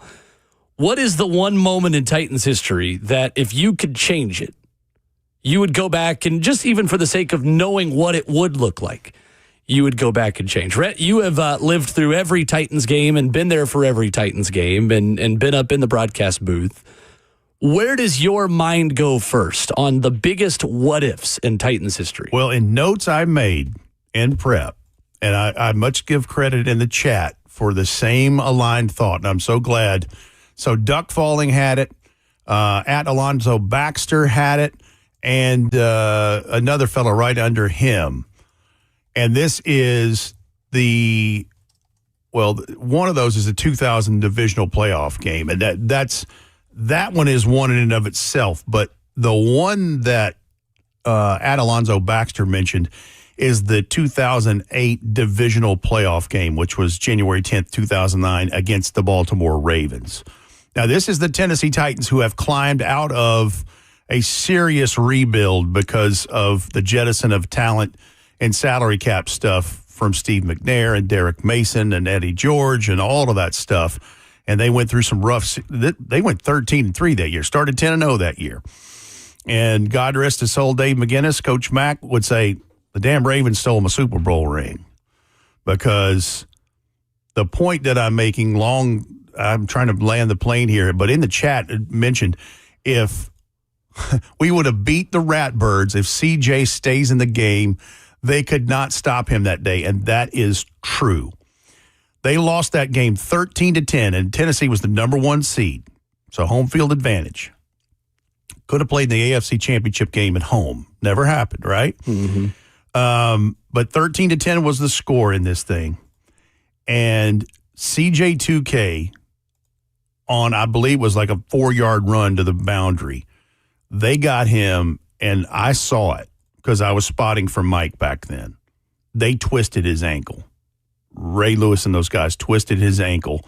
At that point, this is like 7 minutes to go in the first half. CJ2K, 11 carries, 72 yards and a touchdown, and 1 catch for 28. So he had 100 yards from scrimmage with half of the quarter left in the first half. Crazy. Like they did not have an answer for him. Everything, like Kerry Collins had a rough day, like the Wolves were at the door and they were, turnovers, all those things. But Chris Johnson, they did not have an answer for. And so what did they do? Twisted his ankle and got him out of the ball game. Yeah. I'll never forget it. Mm-hmm. So what would happen had that not happened? I'm so glad y'all said that in the chat this morning because that's one of the first things that came to mind that isn't the obvious. Right. There's no doubt. I mean, I remember it like it was yesterday. I mean, and the fumble late, obviously, that gets remembered within all of that. But a classic Titans-Ravens game. And unfortunately, on that day, what has been the trend when the Titans and Ravens see each other in the postseason, that the road team wins. And that's been the case when the Titans have gone to Baltimore a couple of times. In January 2004. And in 2020 as well. Correct. When the Ravens came to Nashville and for some reason took it personally that the team did their pregame meeting on the midfield logo in every stadium they played in and then decided to dance on the midfield logo at the end of the game because they took it personally when the Titans went up there and won in overtime on a Derrick Henry run in 2020. For me, just obviously, Rhett, going back to the big question on what would have been one play, what if you get one more yard and you're down 23-22, kicking the extra point with no time on the clock against the LA Rams, or against the Rams, not the LA, right, against the Rams in Super Bowl 34. The Super Bowl. And do you go for 2 or do you kick the extra point? If I know Jeff Fisher, because conservative nature was that in a lot of that back then. Mm-hmm. I think it would have been, because I think if I know how his mind works, it would have been a PAT and overtime. Would have been the first overtime game in Super Bowl history, and the Rams defense had nothing in the tank left. They were gassed. So much to the point, Kevin Carter took himself out of that ball game on the last play. Wow. Because you can see it in the NFL Films version of all that, and Dick Vermeil is like, dude, are you serious? This is the last play of the damn Super Bowl. What in the world? But it was those previous plays where he had him down nearly on the turf there at the Georgia Dome, and he escaped. Yeah, right. Doing Houdini stuff. Which, too, that is one of the best forgotten plays in Super Bowl history. KD, if he gets that yard, they get it, and that thing, the Titans put it away in overtime, and they're world champs. I do believe that. Mm-hmm. But just seeing how it all played out. That's one of the greatest what-ifs in Titans history in this. But you can look at it the other way. I've seen in the chat, since you teased it a couple hours ago, somebody said, what if that was ruled a forward pass, the Music City Miracle? Wow. I'm like, that's always, it goes both ways. Right. Totally. Open for your thoughts. 615-737-1045. What is your what if? I'll give you another one history real quick on that Music City Miracle game, January 8th, 2000. People forget that Ralph Wilson, the late owner of the Bills, had made a ploy and a plea. He changed quarterbacks. Doug Flutie had been the quarterback, and they paid Rob Johnson a lot of money in free agency, and he made the switch before that game. I am also convinced if Doug Flutie's in that ball game, it might be different. Really? Wow. Because Rob Johnson, Javon Kearse terrorized, and the Titans defense terrorized him. Right. Yeah, because the 2021 Bengals game, which again, I'm sure we'll get calls on as another what if in Titans history. 3 INTs. Rewrote that playoff record of quarterback sacks in a playoff game when the Titans had, I believe it was 7 on Joe Burrow in the 2021 playoff game. I believe broke the record. 9 sacks. Yep. I think it may have been 7 in the Music City Miracle game, and they rewrote that record for playoff sacks. Yep. I just remember leaving the game because I went to that game. We had Which 9 sacks. 21? Yeah, 21 against the Bengals. I just remember too. saying that over and over and over to everybody that I talked to about that game. We had 9 sacks. Sometimes after a game, as a fan, you get sad. Sometimes you can accept things. It's like, you know what? And then, and I'm sure you guys remember this. Sometimes you just get angry after a loss, and there's no rhyme or reason to it. Like sometimes I'll just get depressed and just quiet, and sometimes I'll just get really mad. I was really mad after that game. That was one, for whatever reason, of just like, that was the emotion that I felt was just like, and not at anyone specifically. It's just, you sometimes leave a stadium, you have different feelings, and that was just like anger. I don't know why. It took a long time to get over that one. I broke my wallet after that game. I threw my wallet down when I got home and it split open. I was like, okay, let's go get it. Yeah, that one hurt, boys. There's no doubt about it. You can take that game into 2 different narratives. You can take it to the Ryan Tannehill one, in which I know we got to go to break, so I've got a different narrative that I want to share after. Okay. Sure. Let's quickly go to the phones, though. Bradley and Drew have been waiting to chime in on this. Give them first dibs. What's up, Bradley? Hey, good morning. How's everybody doing? Morning. Great. Good. And you? Good. Just got home from work. Excellent. Grinder. You're a grinder. I'm a grinder.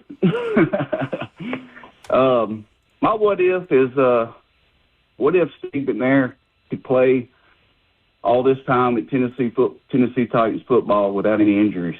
He played so well with the injury. What would it look like without injuries? Bradley, that's a great one. That's a really good submission. Thank you for the call.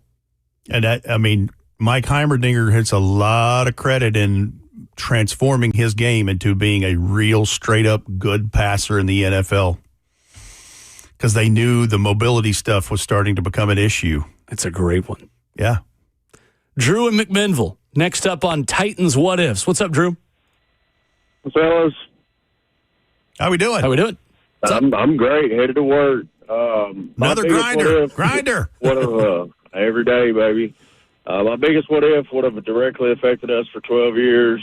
It would have directly affected the 2008 playoff game. What if Vince Young turns into what we drafted him to be? I had so much faith and so many high hopes in that guy. I thought, this is our, this is the guy. This is the next, this is the guy that's going to fill Steve McNair's shoes. Like, he's great. What if he turns into what we thought he was going to turn into? I'm going to hang out, let you guys listen. Y'all have a great weekend. Drew, that's a good one. It is a really good one, Rhett. And I remember so much of the narrative around mobile quarterbacks and running quarterbacks back then, before the implementation of more spread offenses in the NFL. This was the case with Michael Vick, too, eventually, was defenses always catch up to running quarterbacks, and there's only so long you can live in the NFL playing that way. I think of the what if, too, of what if Vince Young enters the league now with how much the option and spread offenses have now made their way, and tempo offenses have made their way to the NFL. And you could say the same for Mac 9 and Warren Moon. Go through Titans history with a number of players, and to a lesser extent, Marcus Mariota. Hey, listen, go around the league. What if Randall Cunningham played right now? 100%. Like, Randall I think Cunningham would. Oh my gosh, that would have helped Vince Young so much more, being able to use his athleticism more, and he did use it, but I think it felt less like design runs and more scrambling. I think Vince might tell you too, application of self too, right? Because that's some of it. But yeah, in his skill set, 20 years later, right now, no doubt, that'd be fun. You can call us 615-737-1045, or you can also just tweet at us at Ramon and Will. What is your what if in Titans history? Will has already written in, Rhett, and says, what if Evan McPherson was never born? Cincinnati Bengals kicker. Right, who kicked the winning kick in the 21 playoff game. That's right. Yes. Absolutely. Are we still talking about this? You get ready, because we're going to get more submissions on it. 615-737-1045. Your Titans what ifs next.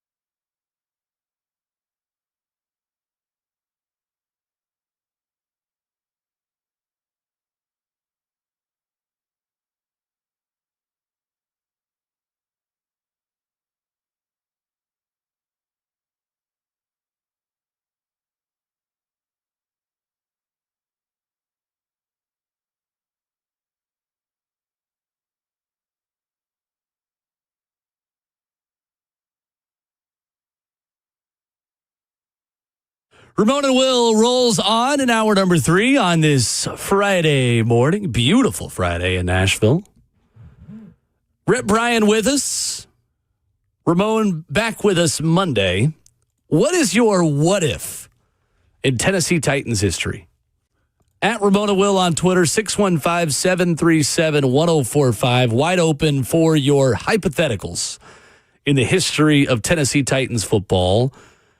We've got a lot of submissions of the F and Bank chat, a lot on Twitter, and we've got Jay in Spring Hill, who's next up on the phones. What's up, Jay? Good morning. Hey, good morning, guys. Good to see you on YouTube.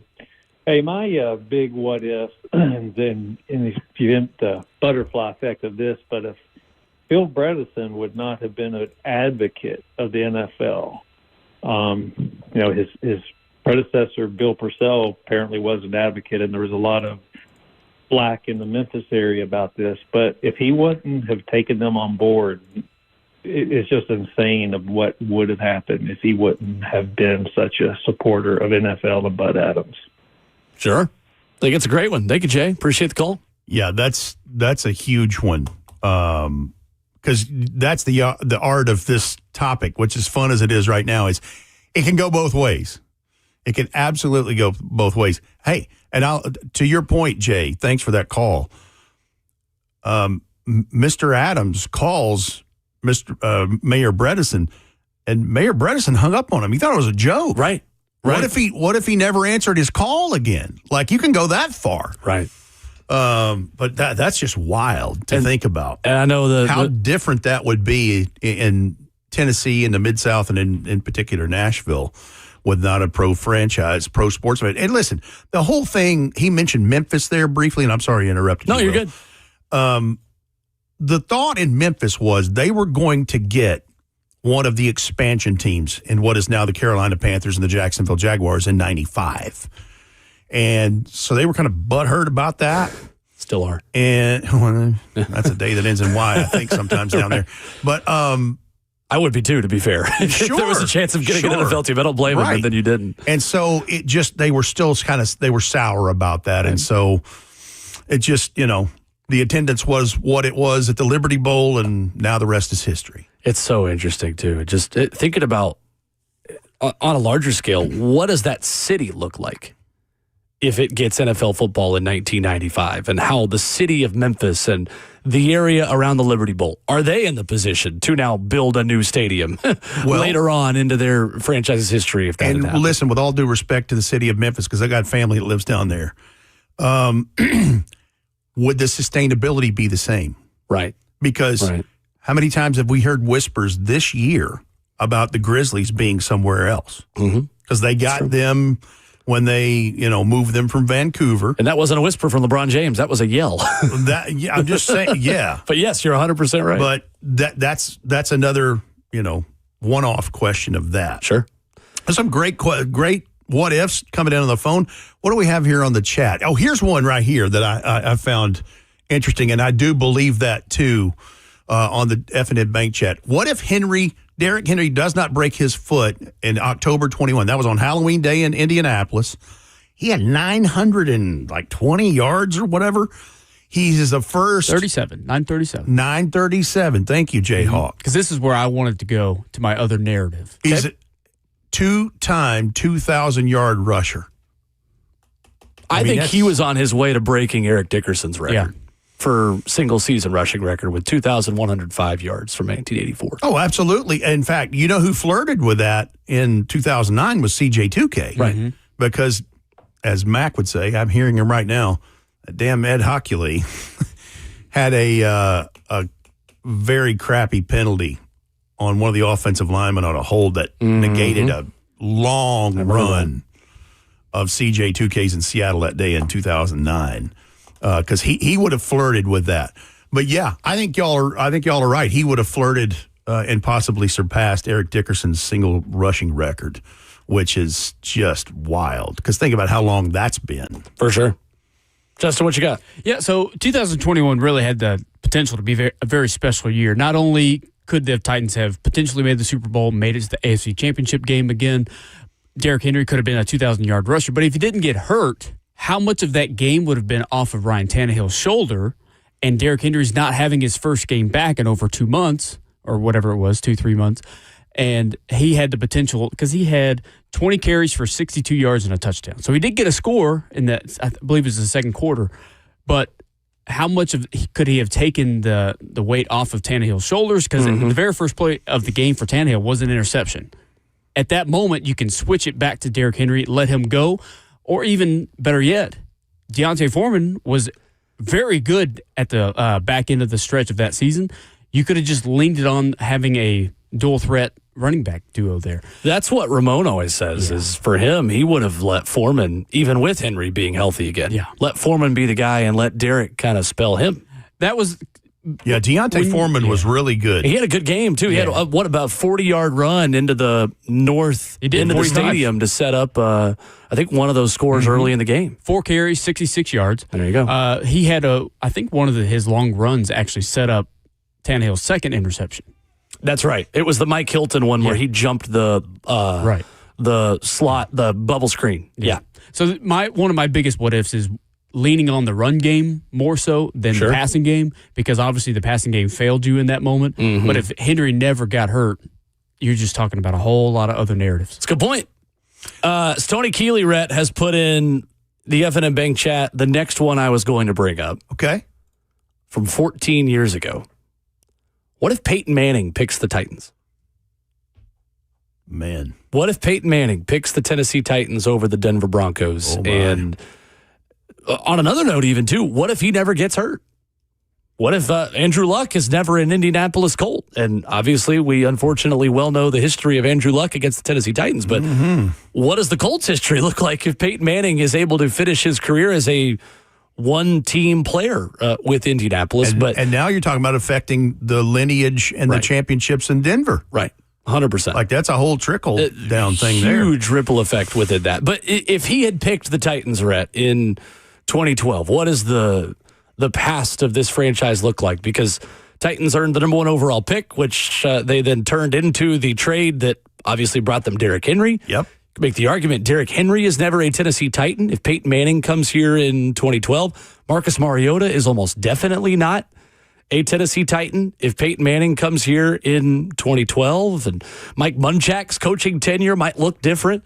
If you have Peyton Manning here in 2012, there is so much that would have changed in the course of history in the National Football League if he chooses us over Denver. That's a big one. And gosh, people here would have lost their mind. Oh my gosh, he would have been the most beloved. I mean, I just think of growing up in the 1 year I lived in Knoxville, and I lived there for 1 year in second grade in 2005, and how much of a Colts town Knoxville, Tennessee was then. Oh, sure. And it isn't as much as it used to be. I do think Knoxville's become a lot more of a Titans town. Good. After the run the Titans have been on in the last 10 years. But think about how even more so then, East Tennessee would have been way more two-tone blue, snap of a finger immediately. Sure. Because there's so many people in Tennessee who their second team was just Peyton for his entire tenure. That's and for good right. reason based on what he did for the Vols. That's exactly right.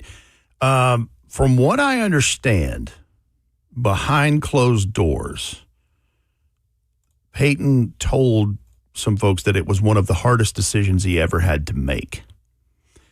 Now, you can view that and measure that how you want. Does that mean it was that close that we almost had him? Right. Or does it mean that it was, okay, that could be something fun here, but Denver is built and ready to roll? Mm-hmm. So, but that raised an eyebrow for me when I heard that all those years ago, that he had told someone, and I think it might have been Mike Munchak, as a matter of fact, that it was one of the hardest decisions that he ever had to make. And listen, also in that definition, you can describe it how you want. Maybe he meant coming back, and playing in his state that he had all of his, track record of success collegiately. Sure. Even though it wasn't his native state. Right. And that he had a chance to basically come back home, air quotes, and play. Yeah, it was a crazy time. I remember it like it was yesterday of just the. So here's a couple. Seeing that report. Here's a couple one-offs thinking about this. Yep. What does Delaney Walker's career look like if he doesn't break his leg in that first game of 2018 in Miami, the longest game in NFL history? Great one. What does that look like? Because he was never the same after that. And he would tell you that. For sure. What does Marcus Mariota look like if he didn't break his leg in that Jacksonville game on Christmas Eve in, I don't forget what year that was. He wasn't quite the same after that. Was that his rookie season? That might have been. 16? I thought or 15? Yeah, I thought it might have been 16. I can't remember. Some things I've tried to forget, I guess. That was December 2016. Okay. Fractured right fibula and a 38-17 loss to the Jacksonville Jaguars. Yeah. For me, the other one, and I remember it was right when I had started at the station, and I was firmly on one side of this, but signing Tom Brady instead of re-signing Ryan Tannehill after the AFC Championship game run. And I don't know what that ever was in terms of percentage of reality. Sure. But boy, was it a topic. Because you had the FaceTime that Mike Vrabel had with Tom at, what was it, like a golf tournament? Yeah. With Julian Edelman was a part of that too. And you had all the Patriot connections, obviously. And at that point, the Titans were with John Robinson too, and a former Patriots executive, seen as Patriot South in a lot of ways. People are trying to draw a line to anything they could. There was that screenshot of him on an airplane eating Desano pizza. Yes. I remember it's like Desano Pizza's right touring, over here. He's touring NBA. He's looking at it. The Desano Pizza Factory's right over here off the roundabout. Well, it's not now, but right. Come to find out, I think he was a partial investor in that company, and I don't even know the timestamp on that, but I think it was from a previous time. I remember Jonathan Schaefer then coming on the station and then the bit the next morning after the NBA tour thing was, where is Tom Brady touring in Nashville? Wrong answers only. Like, I just saw Tom Brady on a pedal tavern down on DeMumbry. Yes. Start naming random places. Now, I don't think there were ever any super, like that was not close to what the Peyton Manning pursuit was in 2012. I would have loved it though. Let me say this. I was on the Tom Brady train. While we're speaking of what ifs, what if the Titans had never ended the dynasty? Mm-hmm. It felt like at the end of that ball game that was Tom Brady's last game in that uniform. Yeah, right. Regardless. It did. But that's a what if in the other direction. What if, they don't have that excellent special teams play and, a 58-yard punt, I think it was, from Brett Kern way down in their territory, and the next day is a pick six with Logan Ryan. Right. His last throw as a Patriot, a pick six to Logan Ryan. Aw. Hate that for him. It's one of the greatest nights I've ever had on Titans radio. God, I love that. And then the next week in Baltimore, oh my gosh. And that's what we're trying to work back to. No doubt. That's why everybody is anxious and angry and everything else, because you want to get back to that. They will. They'll get back there. Right. Well, if you're going down that route, then in the AFC Championship game, what if you don't let Patrick Mahomes run for that 40-yard run? Yeah, we got one of those on Twitter, too. I don't know if you still win that game, but we were talking about this the other day. Momentum swung really. That was the moment where you kind of felt like, uh-oh. Yeah, because before then, you were trading licks, boxing terminology, and had a punch or chance. Titans went up early with that Henry touchdown. Nothing. And correct. You're feeling real good. No doubt. Real bad. No doubt. Yeah, and that stadium, too. Like, you go into halftime with all the momentum on that side. I would have been fascinated to see what this place, what Nissan Stadium would have looked like in 2021, going back to that game, hosting an AFC Championship game against that Chiefs team that the Titans crushed in that regular season as well in 2021 in Nissan Stadium. Sure. The Titans kind of had the Chiefs number up to that point in, obviously, the AFC Championship game notwithstanding, but in the wild card game where Marcus threw the touchdown pass to himself, they trailed by 17 in that game and climbed back into that in Kansas City? Eric Decker with the late touchdown in that one. Well, the big one in that is, what if Jonathan Cyprien, the safety, doesn't knock Travis Kelce in the middle of next week and basically made him ineffective in the rest of the. That's a big one the other way. Yeah, it is. Because that was really the big moment in that ball game, in my opinion, hindsight. The other one we haven't talked about on the 2021 Bengals game, what if you don't go for two early in the game and just kick the extra point? Because remember, Titans went up early and Vrabel goes for two really early. I think it was to go up 9 early in that game. I'll look that up. And because you ended up losing by 1 on the last minute field goal by Evan McPherson. If you kick the extra point instead of going for 2 early in the game, the Evan McPherson field goal ties the game. Yes. And then you go to overtime against the Cincinnati Bengals. How does that game work? But then also, are you really trying to throw it the way you were when Tannehill throws his third interception on the last drive? Right. Are you controlling the ball a little bit more to try to put the game away? Like, it just, so many different what if the Titans factors and within that. the city and the state of Tennessee didn't build new Nissan Stadium and there's no Super Bowl in 2030? That's a big what if. At that point in the game, the Titans would have gone up 7-6 if they had kicked the field goal. Yeah. There you go. So instead, it was tied 6-6, and then McPherson 9-6, and yada yada. Never understood why they did that. Even in the moment, like, what's happening here? And Yeah, because the Titans didn't really have a bunch of momentum in the game to really go for it. It felt like to be fair to the decision and the time, it felt a little bit early in that game, like the 13-10 Ravens game in 08. Like, it felt like the kind of game where, all right, 2 touchdowns might win this thing. But yet it seems so far away. Right. It felt like the score was separated by 3 touchdowns or greater. No doubt. I hate those games like that where it is such a battle. It's a grind just to get a point. Yeah, you're like, God, we've played a lot of it those. seems like we're down by 4 scores. What the hell? What about the rest of NFL history beyond the Titans? Some big what ifs, including one regarding a name we've already talked about. That is the ultimate what if in NFL history that we will continue with. Plus your phone calls at 615-737-1045. Rhett Bryan, Will Bowling, Ramon and Will, 1045 The Zone.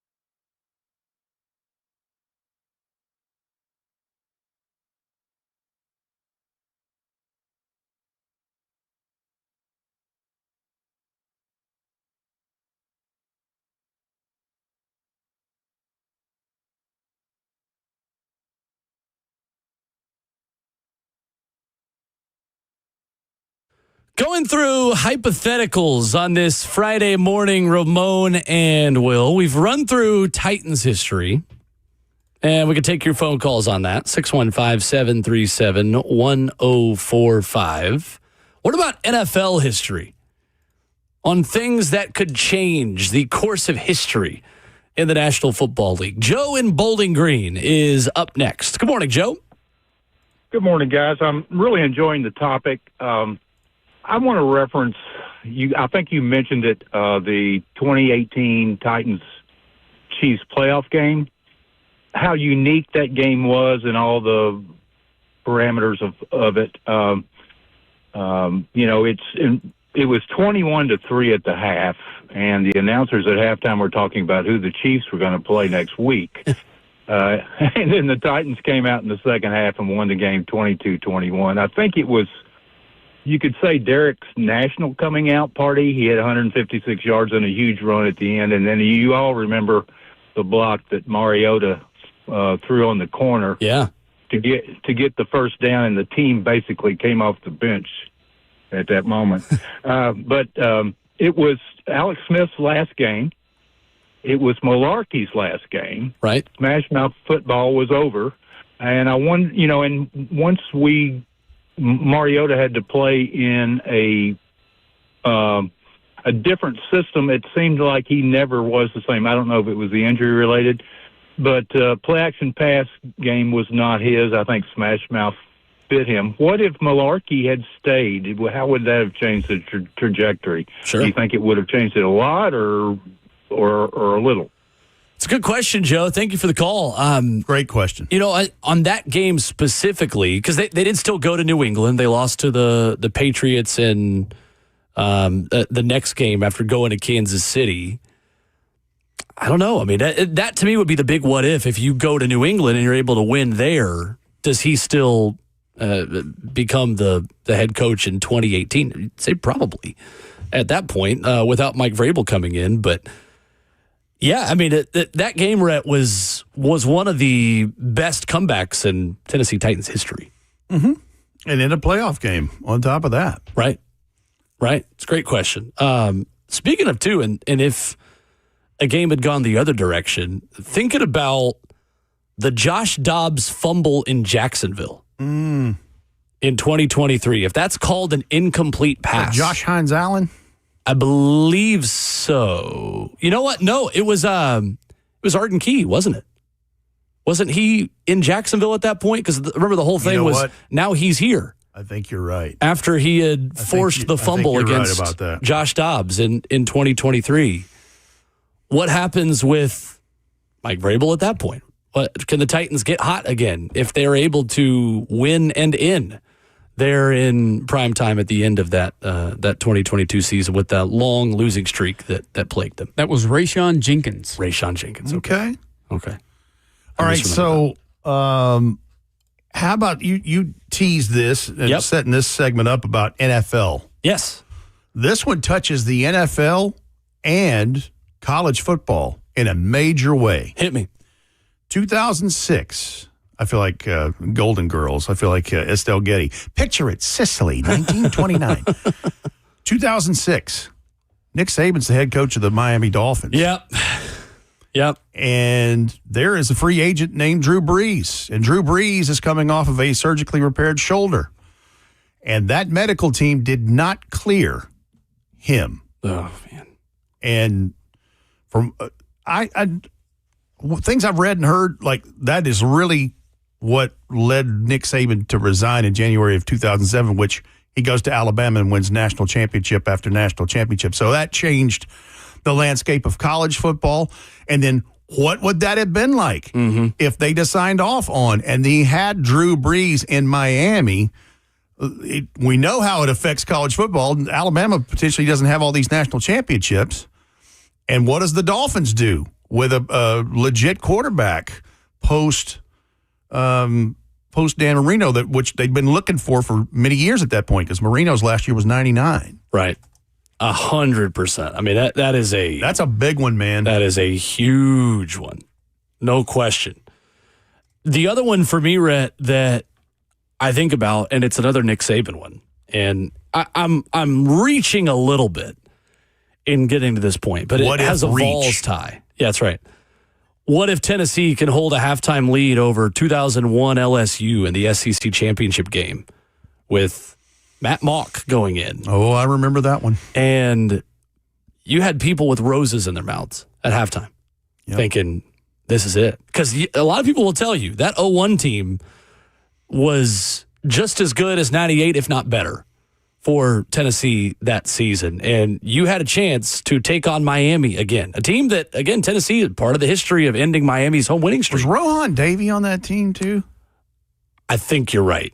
Yeah. I think you're right. But I think Matt so. Mock, man. But if you're able to hold a lead on Nick Saban and a backup quarterback in the 2001 SEC championship game, what is that? Hainsworth on that defense with John Henderson. Right. What does that mean for Philip Fulmer and his job security when he does have a little bit of a down year? Does the recruiting cycle go more his way? Hey, I played another championship game. Do you win the championship game? Do you have another national title under his belt if he's able to beat Miami? And granted, that was an amazing Miami team. They would have been the underdogs in that game. And then what does it mean for Nick Saban as he sets up then to then go and win a national championship right after that at LSU? Before any of the stuff that I just described. Does he ever even go to the Dolphins? Right. Does then he ever go to Alabama? Does he just stay at LSU? It takes more time to build that. Miami goes elsewhere. Is there a different NFL team that ends up calling him? Yep. Like so many different things. And that was really the catalyst for a big run by LSU under his leadership and a Tennessee program that couldn't get back to that point for a while until, again, you play Auburn, you lose that one, and obviously the game that Ramon played in the last time Tennessee won the SEC East against LSU, but again, a different LSU team. But man, that's always the one I think of. The 01 SEC title changing the course of college football history. That one hurts. Yeah. The big one in NFL history, obviously, is what if Drew Bledsoe never gets hurt? And we never see Tom Brady in week 2 of the 2001 season, and Mo Lewis never hits Drew Bledsoe.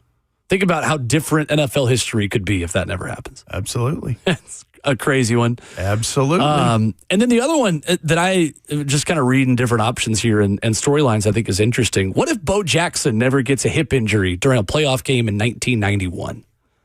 Had 5.4 yards per carry for the Los Angeles Raiders, had just made his first Pro Bowl at the beginning of what would have been you heard the story about how that went down, though? Career of all time. No, I haven't. He trying to play tough. Yeah.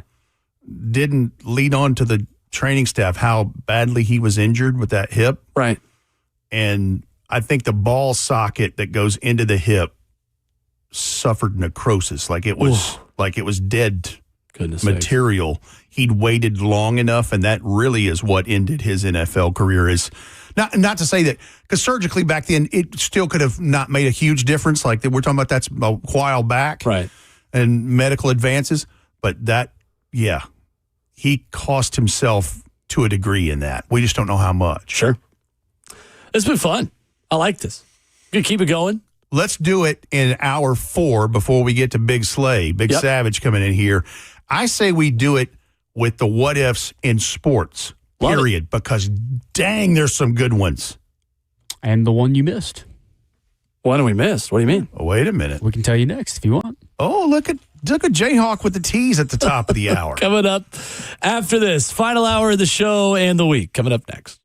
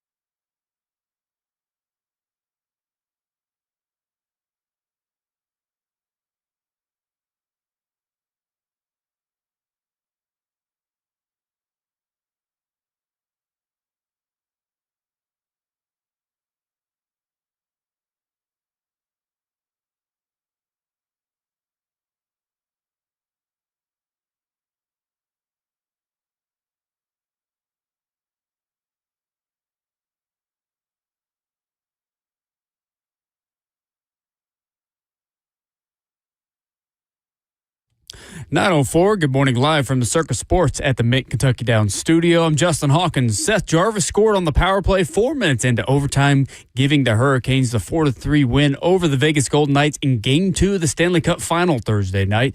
The series is now tied up at 1 game apiece. The Hurricanes scored 3 third-period goals to erase a 2-0 deficit. Now Game 3 is set for Saturday night as the series will shift to Vegas.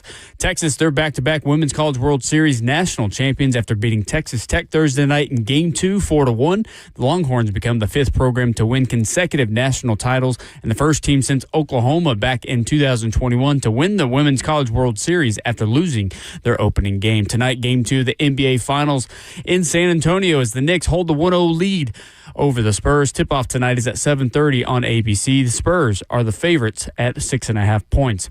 For all your foundation repair and waterproofing needs, you got to go to USSTN.com. Breaking news at once on your home for the Titans and Vols. This is 104.5 The Zone.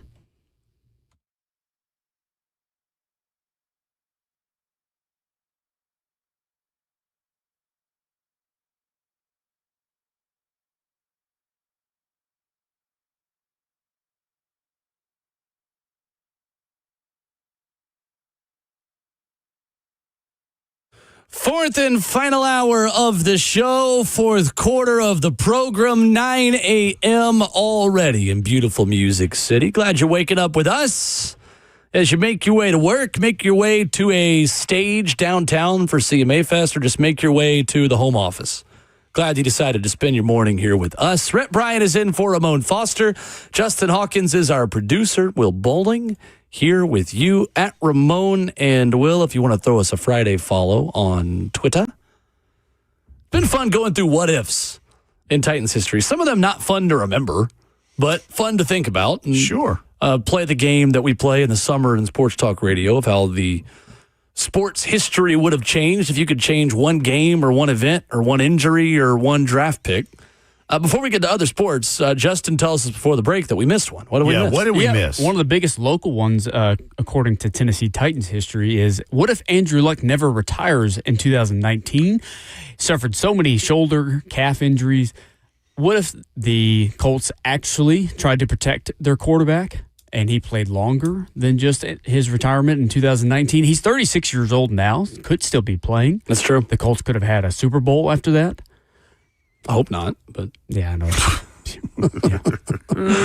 a good one. We talked about it off air in here, but yes, Gator Mike tweeted that at us. Okay. Of what kind of career does Andrew Luck have if he doesn't retire when he does? And I did think about one while we were on break, too. What if in 1996 the Cleveland Browns never fired Bill Belichick? That's a good one. Nick Saban was also on that staff. That's true. That's very true. Listen. That Cleveland Browns staff in the mid-90s, go look on, crazy. Nick Saban's on that staff. Scott Pioli, the former general manager, he was in that. It was a who's who. It'd be like going back and look at Washington's coaching staff under Mike Shanahan just several years ago when it was, Matt LaFleur and Sean McVay. And you go back and you're like, wow, wait a minute. He was on there too? Go look at the offensive assistants under Mike Holmgren in the early 90s with the Green Bay Packers. Same thing. Right. 100%. That's a good one. I accept. Good submissions. I accept. Rhett, what other sports did you have prepared here? How about this? What if the Portland Trail Blazers had taken Michael Jordan instead of Sam Bowie? Oh, man. In that draft. Yeah. Yeah. Because definitely. You talking about changing the course of the NBA potentially. Mm-hmm. Here's one. I said go, let's do other sports, but here's an NFL one. Okay. What if in 2005, San Francisco had taken Aaron Rodgers instead of Alex Smith? I like it. I like it a lot. Here's one for the all-times. The old schools and all-time sports. What if Babe Ruth had continued to pitch in baseball? Really good one. As a pitcher, 2.2 career ERA and a pitching record of 94-46. Now think about that.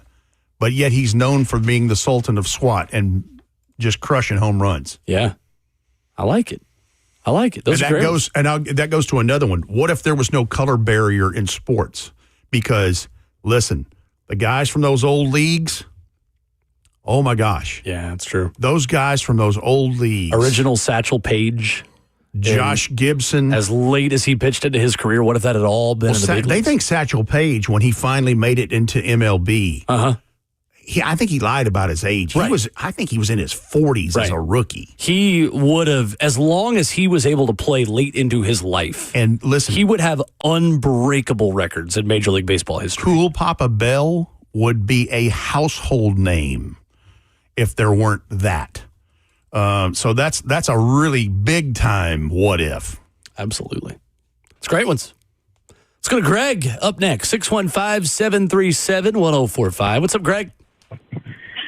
Hey, what's going on, guys? And I hope if Ramon's listening, don't hate me, but what if the immaculate reception was the immaculate incompletion off of Jack Tatum's head? That would have given Ken Stabler one of the greatest comeback wins in divisional playoff history. That's a great one. Thank you, Greg. Yes, it is. Really good one. Really good one. That and two, I mean, if that play doesn't happen, then there's less competition for the Music City Miracle to be the best play in NFL history, or the biggest play in NFL history. Absolutely. It already, for many people, is that, but no doubt about it. Immaculate reception back in Three Rivers Stadium, December 23rd, 1972. That's a great pick.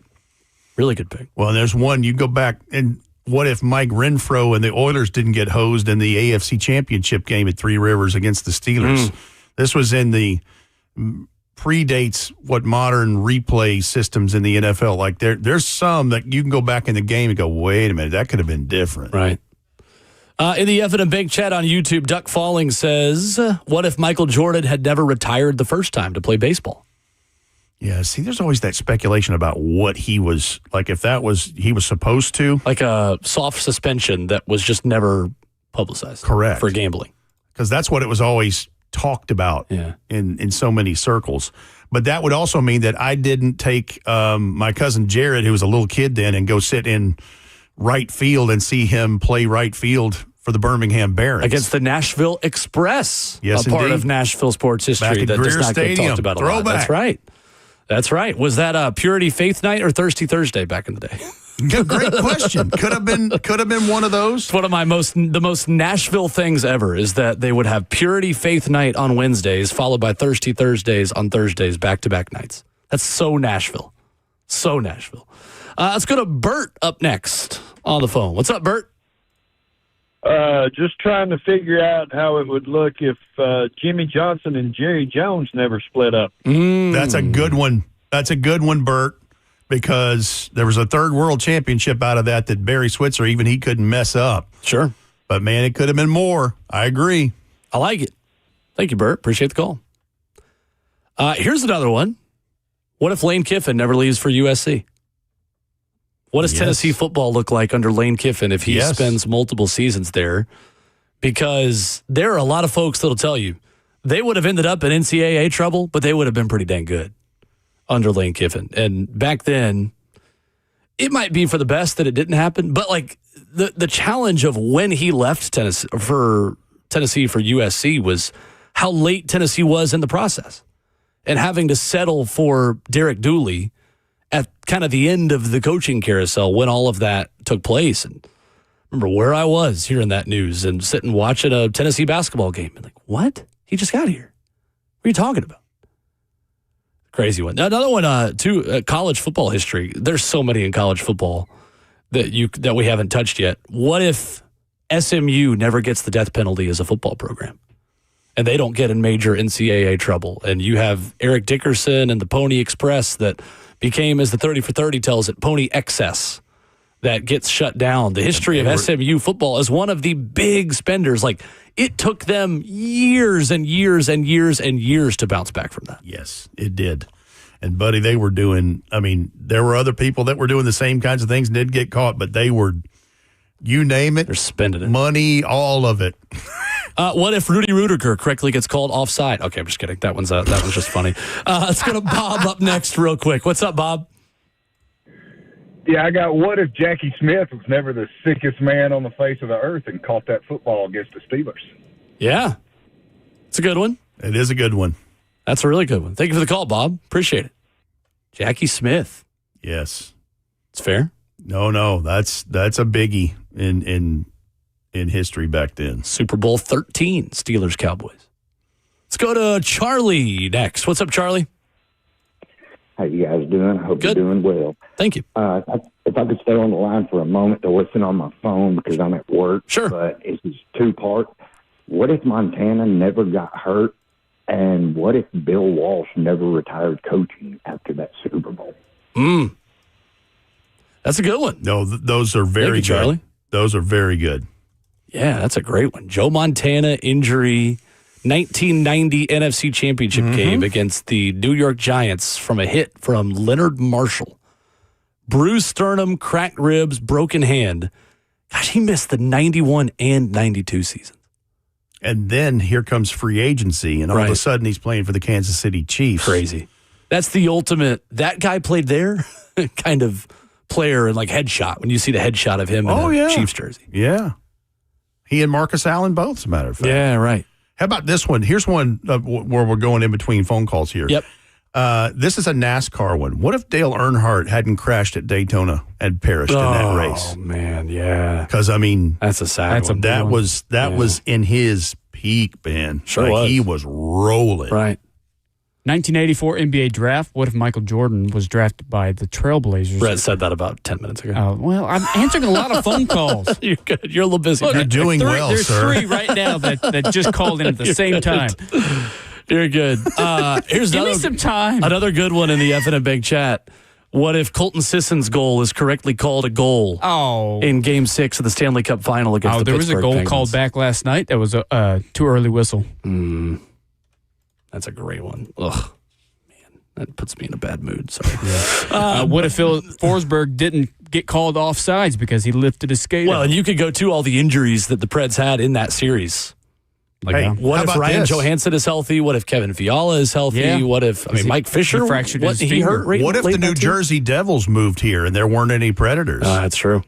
You don't have to have. Then we would be the Devils. Expansion draft. But I'm just saying that's a whole different vibe. What if the Nashville Predators got to use the Las Vegas Golden Knights expansion rules? Preds would have been way better right away. Yeah. Way better.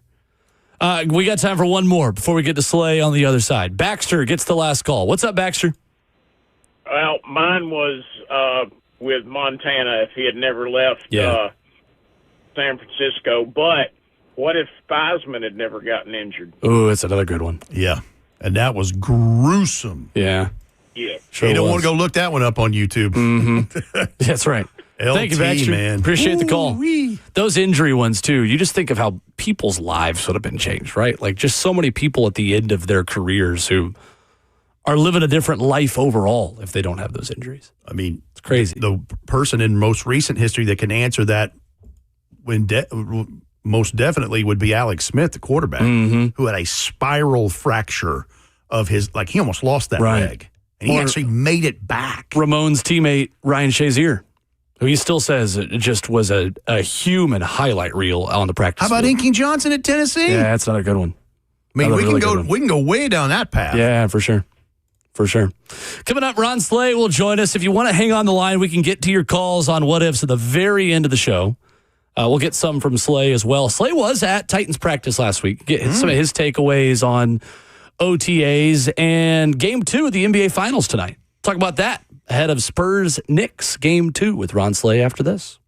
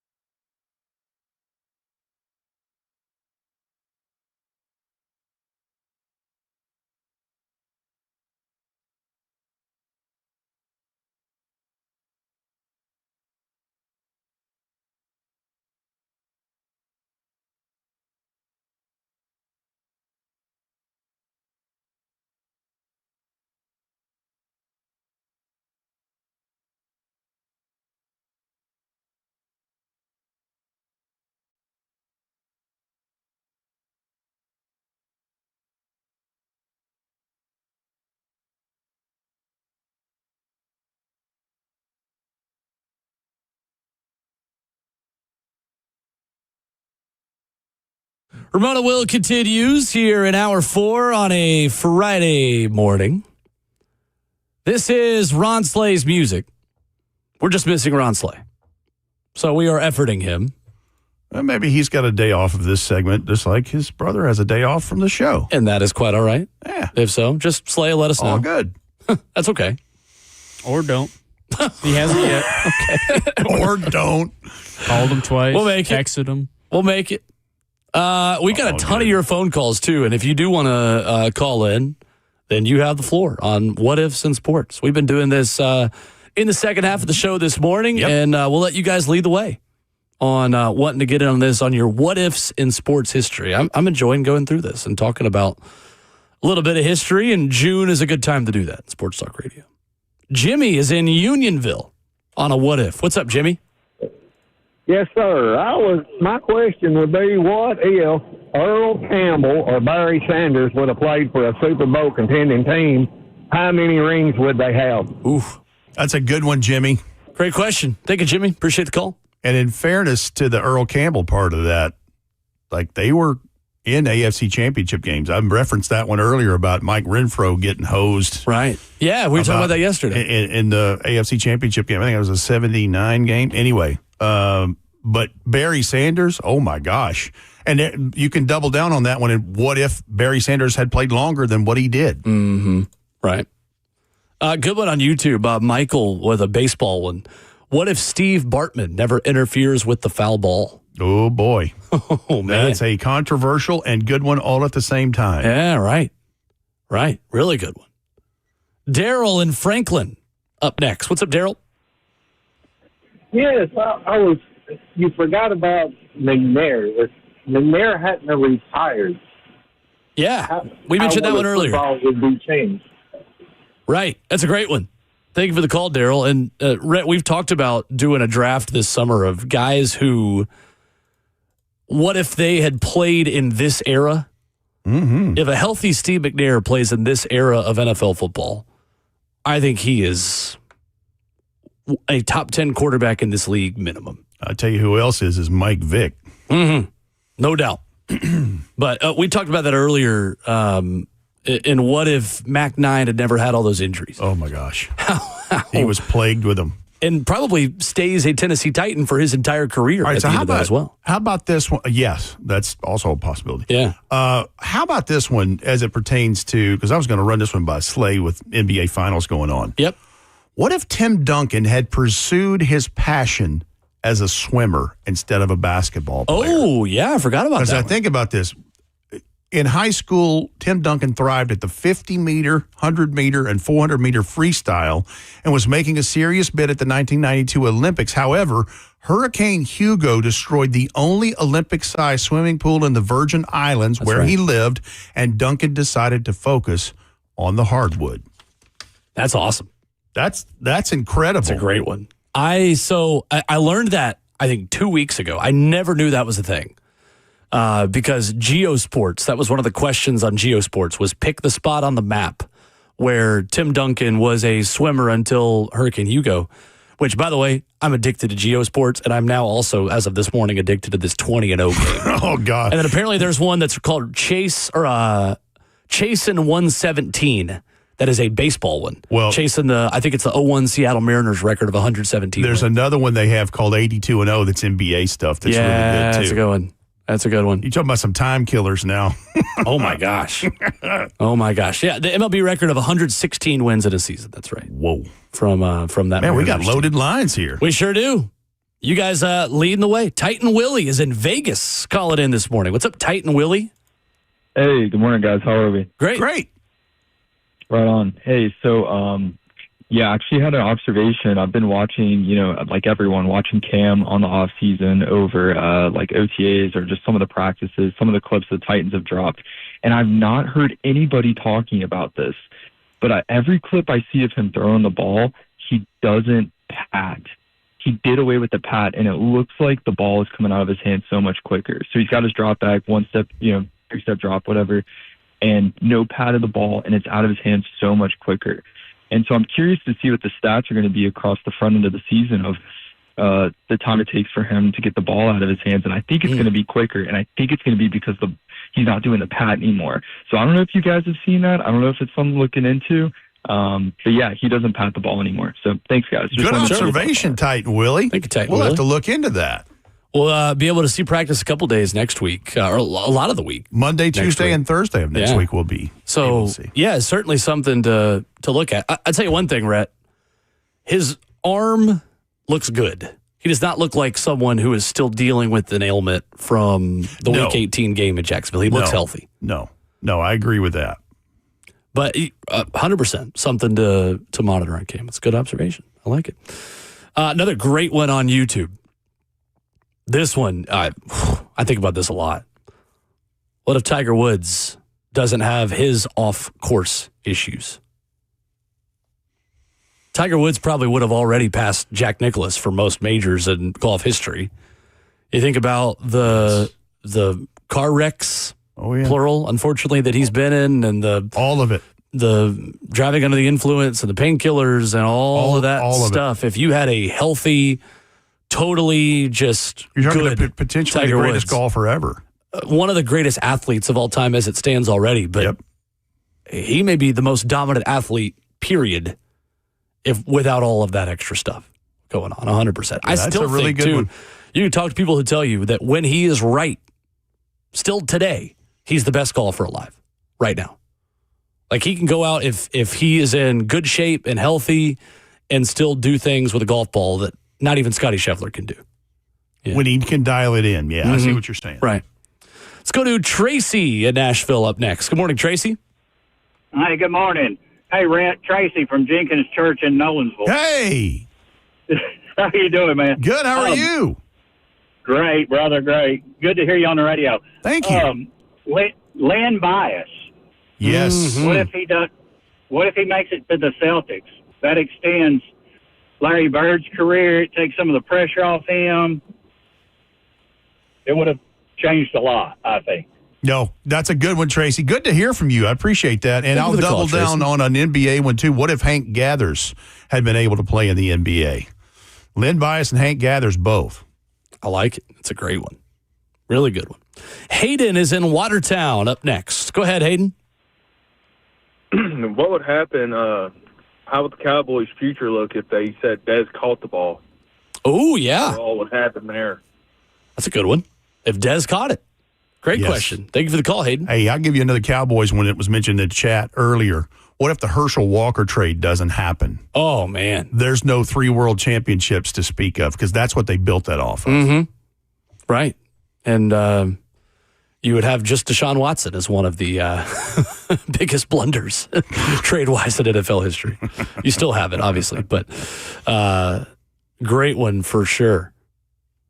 Let's see what other ones we have in the chat. Michael says, what if Leitner misses the shot against Kentucky? Well, Kentucky people would have one less person to hate. They would have a lot less hate in their hearts. I remember seeing that, and I mean, I'm not a Kentucky person, but I was shocked. I was like, oh, wow. Yeah, right. That's going to sting. Legendary. As the late Chris Farley would say, that's going to leave a mark. How about, you're right. In speaking of college basketball history, let's go Tennessee basketball history. What if Chris Lofton doesn't have to battle cancer? Yes. His last season at Tennessee and how much that guy was fighting through. And if you know me, you know I loved wearing number 5 growing up because I still to this day say Chris Lofton was my favorite Tennessee athlete growing up.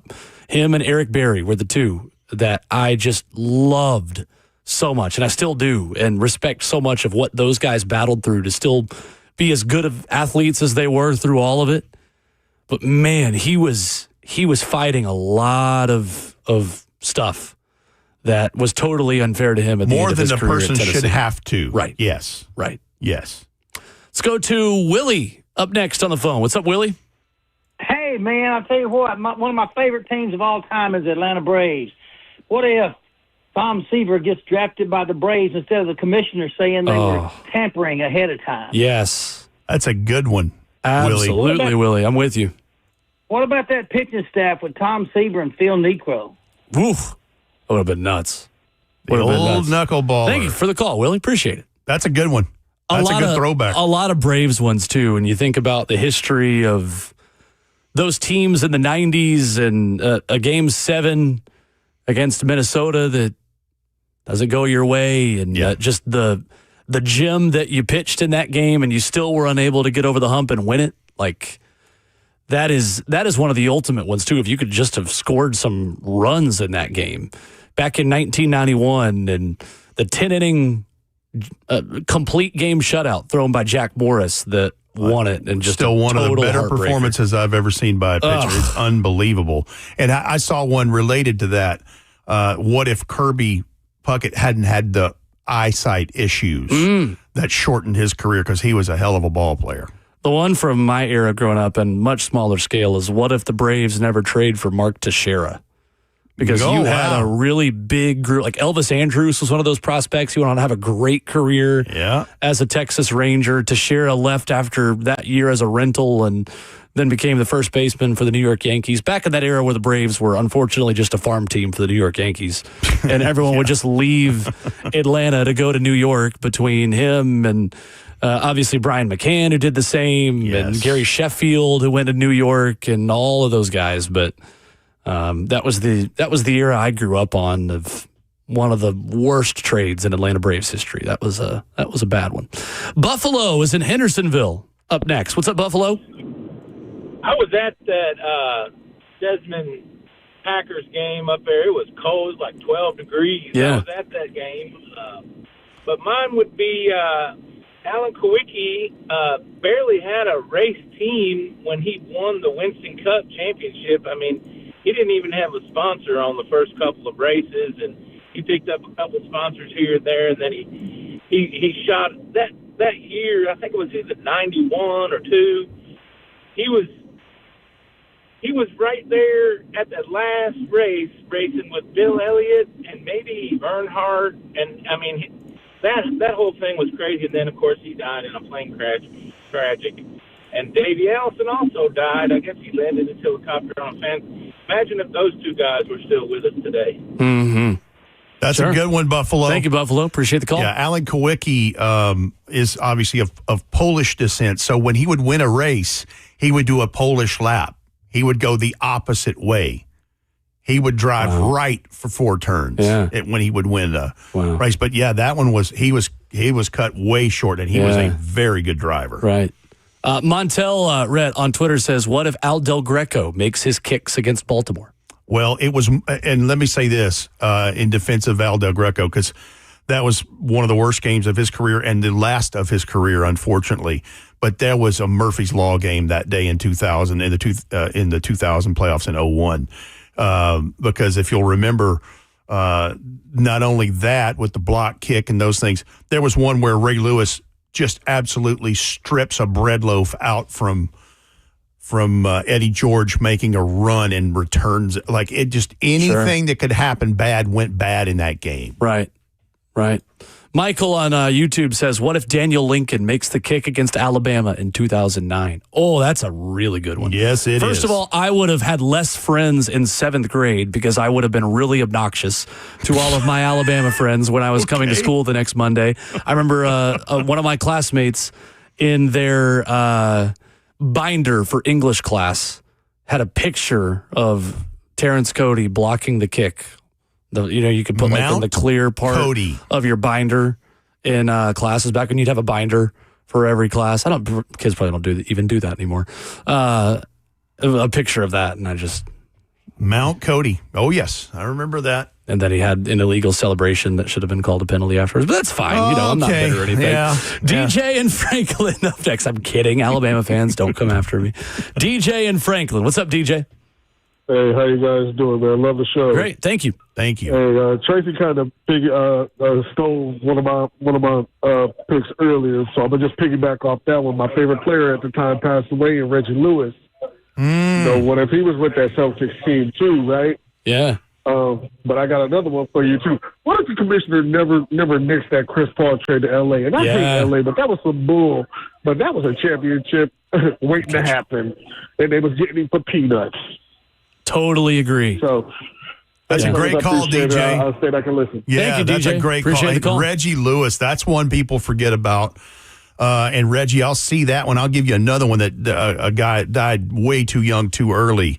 And this was in the early 90s when there was starting to be an influx of European players in the NBA, and that is the late Drazen Petrovic, who was a really good player for the Detroit Pistons, who was killed in a car wreck. Would that have been like for him had he not perished in that car wreck? Because there was some good stuff. And you know how we were talking about people have mentioned in the chat, like era, what if they played in a different era?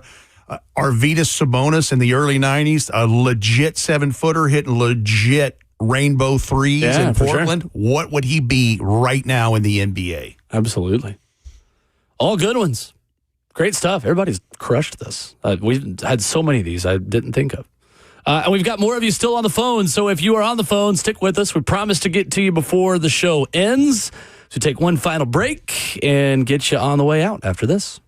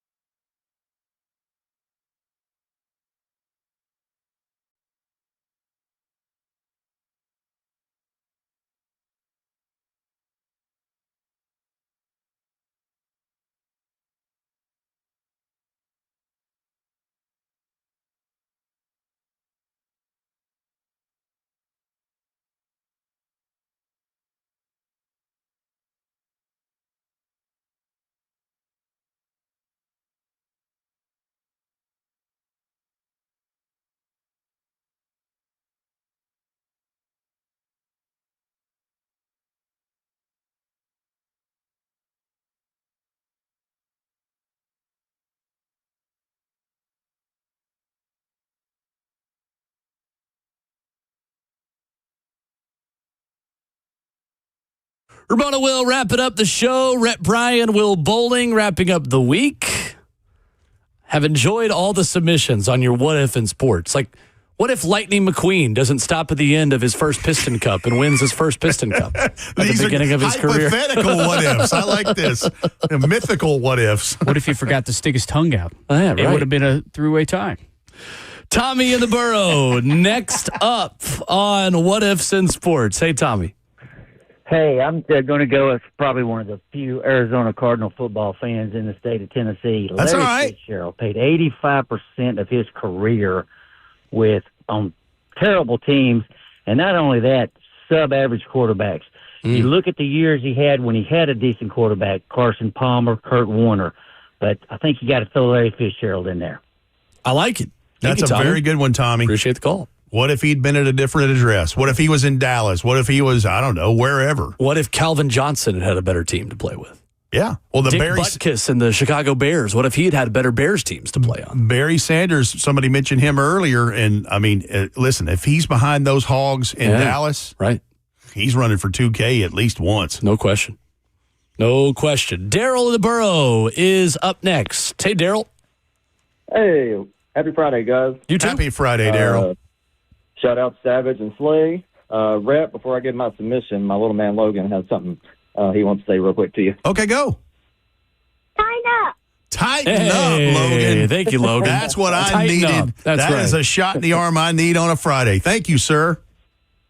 So I just have two quick ones. I don't think they've been said, but my submissions are, what if Kobe wasn't traded to the Lakers after the Hornets drafted him? Yeah. And also, what if Peyton doesn't return for his senior season?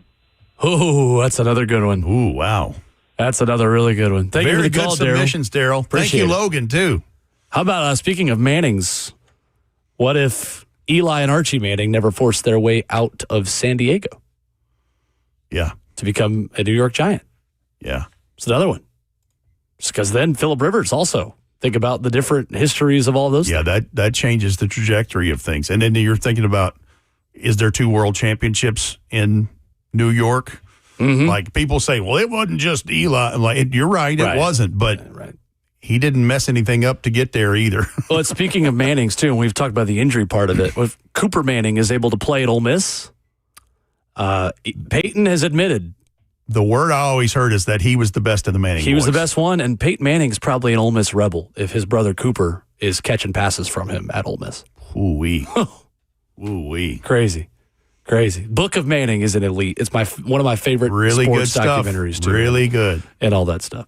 Let's go to Doug in Nashville. Hey, Doug. Happy Friday, man. You too. I've Happy got one Friday. that hasn't been mentioned. Okay. Yep. What if Tom Brady's fumble was a fumble? Yeah. Oh, yes. Really good one. The tuck rule. The tuck rule. Boy, I like that it. changed a lot. Thank you, Doug. That's a good one. That's a very good one. Here's one from college basketball. This is Fab 5, early 90s. Oh, Michigan, yeah. North Carolina. What if Chris Webber hadn't called the non-existent timeout? Oh, that's a great one. Because that was that was huge. Another, in the biggest game in the year in college. Sure. Another college basketball one. How about this one? What if John Calipari never gets in NCAA trouble at Memphis? Yes. Yes. Does he stay there longer? You know, yeah. You could do that for Bruce Pearl, too. Oh, man, that's You another could. one. If Bruce Pearl the show cause doesn't lie about the barbecue at Tennessee. It's kind of the way I feel about the way I feel about Lane Kiffin with Tennessee. Like, they would have won a lot, but there was going to be trouble coming down the road even if he did stay. I'm going to do one in one sport we have not touched on. Hit me. What if Mike Tyson hadn't been knocked out and lost to Buster Douglas? Yeah. All that way back then. Because all right. Buster Douglas was a 37-1 underdog. Tyson was 37-0 and knocked out everybody in the first round. But and then everything fell apart after that. Wow. Because he was convicted of rape, 3 years in prison. And then, the whole deal with Evander Holyfield, and he chewed off part of his, that Went could have downhill. changed the history of boxing. Sure. All right, we got 2 more calls. Y'all both got to be quick here at the very end. Gavin, rapid fire goes next. What's up, Gavin? What's up? What happens if Gordon Hayward makes the shot against Duke in the championship? Okay. I like it. Thank you for the call. Appreciate it, Gavin. The other one, too, what if Villanova doesn't have its buzzer beater against UNC? Yep. After the Caleb Love shot that had just happened a second before. I think that was Caleb Love. Yeah. Well, then are the Knicks the Knicks? That's a good question. Good question. Brandon in Lebanon with a final call on the what ifs in sports. Hey, Brandon. Man, save the best for last. What about if Kurt Schilling did not get the bloody sock? Did they go on to complete and get World Series after? You know what I mean? Yeah. That's a great one. It's a good one, Brandon. People would Appreciate the also call. say that about the Cubs in '86 if Bill Buckner didn't let the ball go through his wickets. Yeah, right. It's a good one to end on. That's good awesome. stuff. Thank you, Rhett. This was fun. It was quick Flew 4 by. hours. I love it. Biggie will be back in on Monday, though. Back at it Monday morning. We are on a weekend break. The full crew back in studio. The Buck Rising Show is next.